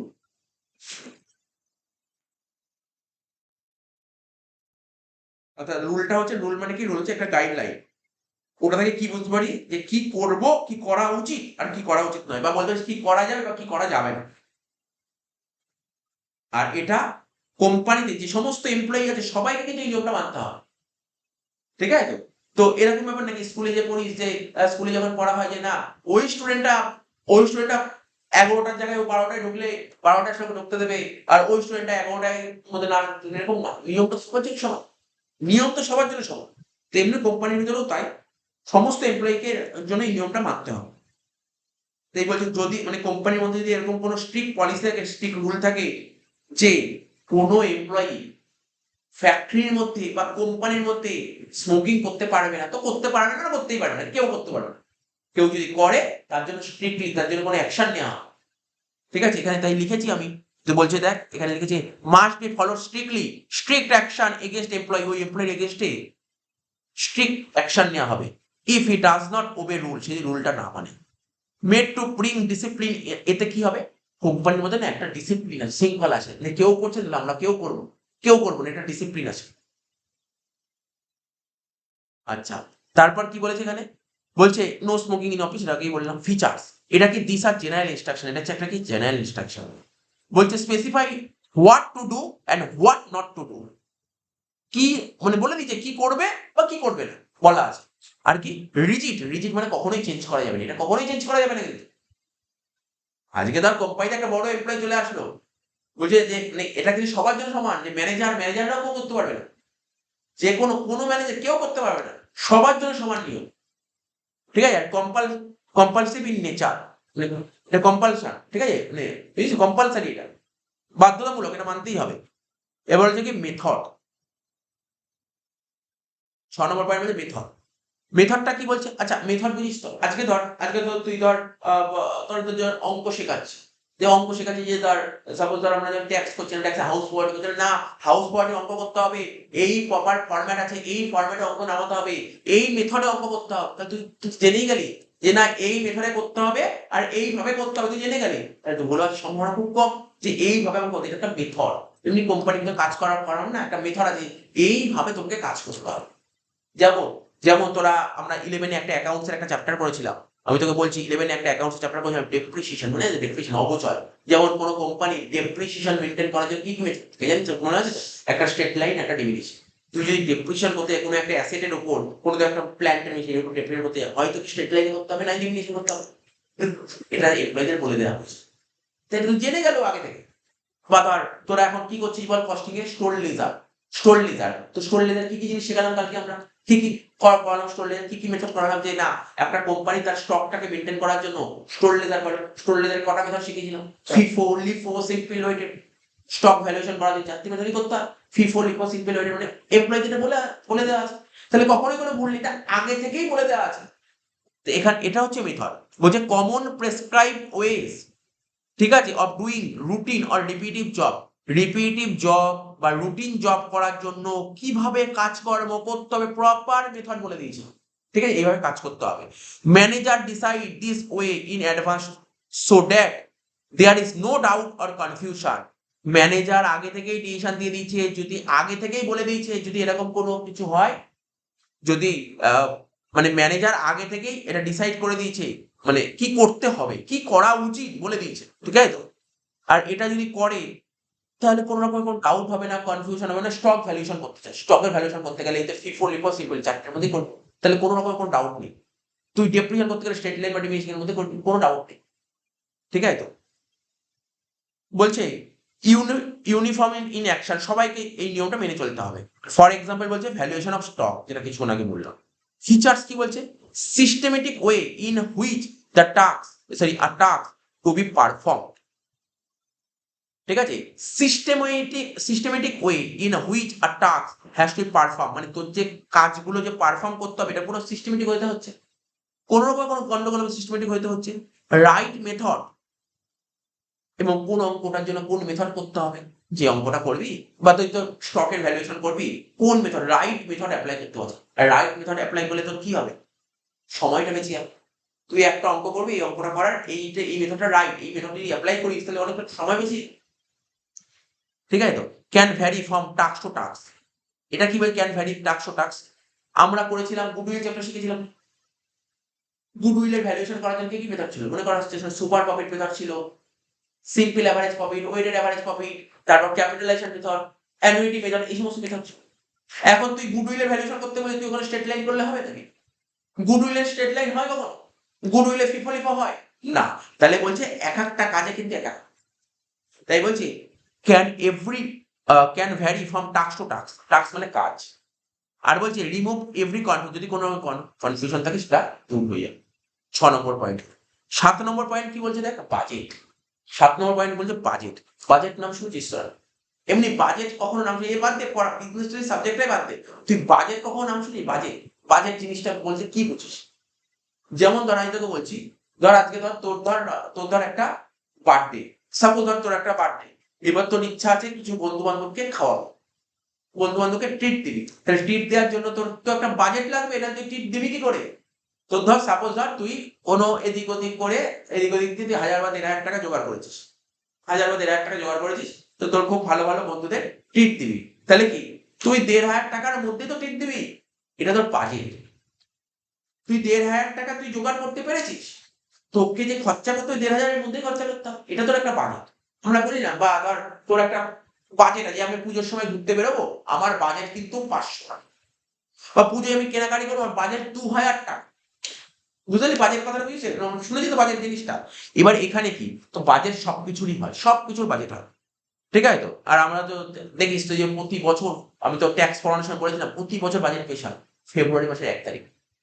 ঠিক আছে তো, তো এখানে বলছে কি, a financial plan which estimates, financial plan মানে কি, ফিনান্সিয়াল প্ল্যান মানে এর মধ্যে কি মানি রিলেটেড, ফিনান্সিয়াল প্ল্যান মানে যার মধ্যে মানি রিলেটেড আছে। ঠিক আছে, which estimates which how much and organ, আরেকটা শোন, বাজেট কবের জন্য করা হয়? বাজেট ফিউচারের জন্য করা হয়। বাজেট কবের জন্য করা হয়? ফিউচারের জন্য করা হয়, ফিউচার ভবিষ্যতের জন্য। তারপরে financial plan which estimate, estimate মানে কি, ফিউচারের কথা বলে, এস্টিমেট মানে ফিউচারের কথা বলা। Which estimate which how much an organization will earn, মানে ফিউচারে আমার কোম্পানি কত টাকা কামাতে পারে, কত টাকা ইনকাম করতে পারবে, and how much it need or able to spend, ফিউচারে আমার কোম্পানি কত টাকা কামাতে পারবে, এবং যত টাকা কামায় যদি ফিউচারে যদি আমার কোম্পানি 100 টাকা কামায়, তাহলে খরচা কত করতে পারবে? ভাই 100 টাকায় খরচা করতে পারবে ম্যাক্সিমাম, বা কমও করতে পারবে। ঠিক আছে, তাহলে এটাই বলেছে, এটা হচ্ছে বাজেট। ঠিক আছে, বাজেট, বাজেট মানে হচ্ছে আয় ব্যয়ের একটা হিসাব, আনুমানিক হিসাব বলতে পারিস, ইনকাম আর এক্সপেন্ডিচার কি হতে পারে। ঠিক আছে তো, যেমন তার আমাদের যে বাজেট পেয়েছে লাস্ট বছর, যে না আমি মনে করেছিল যে আমাদের সরকার মনে করেছিল, যে দেশের গভর্নমেন্ট মনে করেছিল যে নেক্সট ইয়ারে আমার দেশে এত খরচা হতে পারে, এত কোটি টাকা খরচা হবে। ঠিক আছে তো, তার জন্য সেই টাকাটা তুলতে হবে, এই টাকাটা ট্যাক্সের থেকে তুলে সে টাকা নেবে। ঠিক আছে, এবার খরচা কোথায় কোথায় করবে, যে না রাস্তাঘাট তৈরি করার জন্য খরচা করবে, বা স্কুল কলেজ এই সময় খরচা করবে, এটা হচ্ছে, এটাই বলছে তো। তো বলছে financial statement that need to be followed in future, এই বললাম এই ফিনান্সিয়াল স্টেটমেন্ট এটা কি ফলো করা হবে কবে? ফিউচারের জন্য ফলো করা হয়, বাজেটটা ফিউচারের জন্য ফলো করা হয়। রেজাল্ট আর অলওয়েজ মেজারেবল, যে রেজাল্টটা বেরোবে অলওয়েজ মেজার করা যাবে, পরিমাপ করা যাবে। এবার কি বলছে, কোম্পানি প্রিপেয়ার মিনি বাজেট, একটা কোম্পানি বিভিন্ন রকমের বাজেট তৈরি করে, কি কি বাজেট তৈরি করে দেখ লেখা আছে, ফিনান্সিয়াল বাজেট। একটা কোম্পানি বিভিন্ন বাজেট তৈরি করে, কি বাজেট তৈরি করে? Financial budget. এই ফিনান্সিয়াল বাজেট কি হবে? এক্সপেক্টেড ইনকাম এন্ড এক্সপেন্সেস, মানে ফিউচারে কত টাকা তুই কামাতে পারবি আর ফিউচারে কত খরচা হবে, এটা নিয়ে যে বাজেট তৈরি হয় তাকে ফিনান্সিয়াল বাজেট। তারপর কি বলছে, ক্যাশ বাজেট। ক্যাশ বাজেট মানে কি, মানে কত, মানে কোন কোন জায়গা থেকে টাকা আসতে পারে আর কোন কোন জায়গায় টাকা খরচা করা হতে পারে, এটাকে বলে cash budget. Capital budget, expected capital requirement, কত টাকা ক্যাপিটাল দরকার। অপারেশনাল বাজেট মানে এক্সপেক্টেড আওয়ার অফ ওয়ার্ক, তোর কোম্পানি যে সমস্ত ওয়ার্কার আছে ওদেরকে দিয়ে তুই কত ঘন্টার কাজ করাতে হতে পারে এক্সপেক্ট করছি। ঠিক আছে, তো এরকম বলে দিয়েছে। এর ফিচার্স কি আছে বলছে, so expected result in numerical terms. এই যে তোর যে এই বাজেট থেকে যে এক্সপেক্টেড রেজাল্ট বেরোবে এটা কি নিউমেরিক্যাল টার্ম নাম্বারে বেরোবে, ঠিক আছে। Used as standard for comparing actual performance. তুই ঠিক করেছিলি যে তোর এত টাকা হতে পারে, তুই এক্সপেক্ট করেছিলি এত হতে পারে, স্ট্যান্ডার্ড মানে তুই এক্সপেক্ট করেছিলি, কিন্তু হলো একটা, তুই ভেবেছিলি তোর 100 টাকা খরচা হবে, কত, তুই ভেবেছিলি 100 টাকা খরচা হবে, কিন্তু ফিউচারে গিয়ে দেখলি 120 টাকা খরচা হবে। তাহলে কি হলো, তাহলে তুই ভেবেছিলি 120 টাকা খরচা হবে, এটা হচ্ছে স্ট্যান্ডার্ড, কিন্তু হলো হচ্ছে 120, এটা হচ্ছে অ্যাকচুয়াল। তাহলে স্ট্যান্ডার্ডের সঙ্গে অ্যাকচুয়ালের কি করা হচ্ছে, কম্পেয়ার করা হয়। স্ট্যান্ডার্ডের সঙ্গে অ্যাকচুয়াল কম্পেয়ার করা হয়। যে এস্টিমেট ফিউচার যে এস্টিমেট করবি এটা ফ্যাক্ট অ্যান্ড ফিগারস হতে হবে, ঠিক আছে। আর prepare manager at every level, প্রতিটা লেভেলে কিন্তু বাজেট করা হয়, প্রতিটা লেভেল, ঠিক আছে, প্রতিটা লেভেলে বাজেট করা হয়। And last point types of প্ল্যানের হলেই শেষ হয়ে যাচ্ছে, সেটা হচ্ছে প্রোগ্রাম।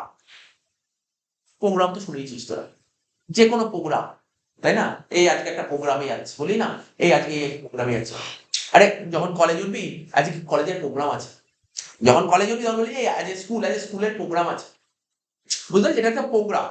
তাহলে প্রোগ্রামটা কি, প্রোগ্রামটা বলছে একটা ডিটেল স্টেটমেন্ট, প্রোগ্রাম কিছুই না, প্রোগ্রাম হচ্ছে একটা স্টেটমেন্ট, ডিটেল স্টেটমেন্ট, ঠিক আছে। তো বলছে অ্যাবাউট আ প্রজেক্ট, কোনো একটা প্রজেক্টের ব্যাপারে একটা statement, which outline the objectives.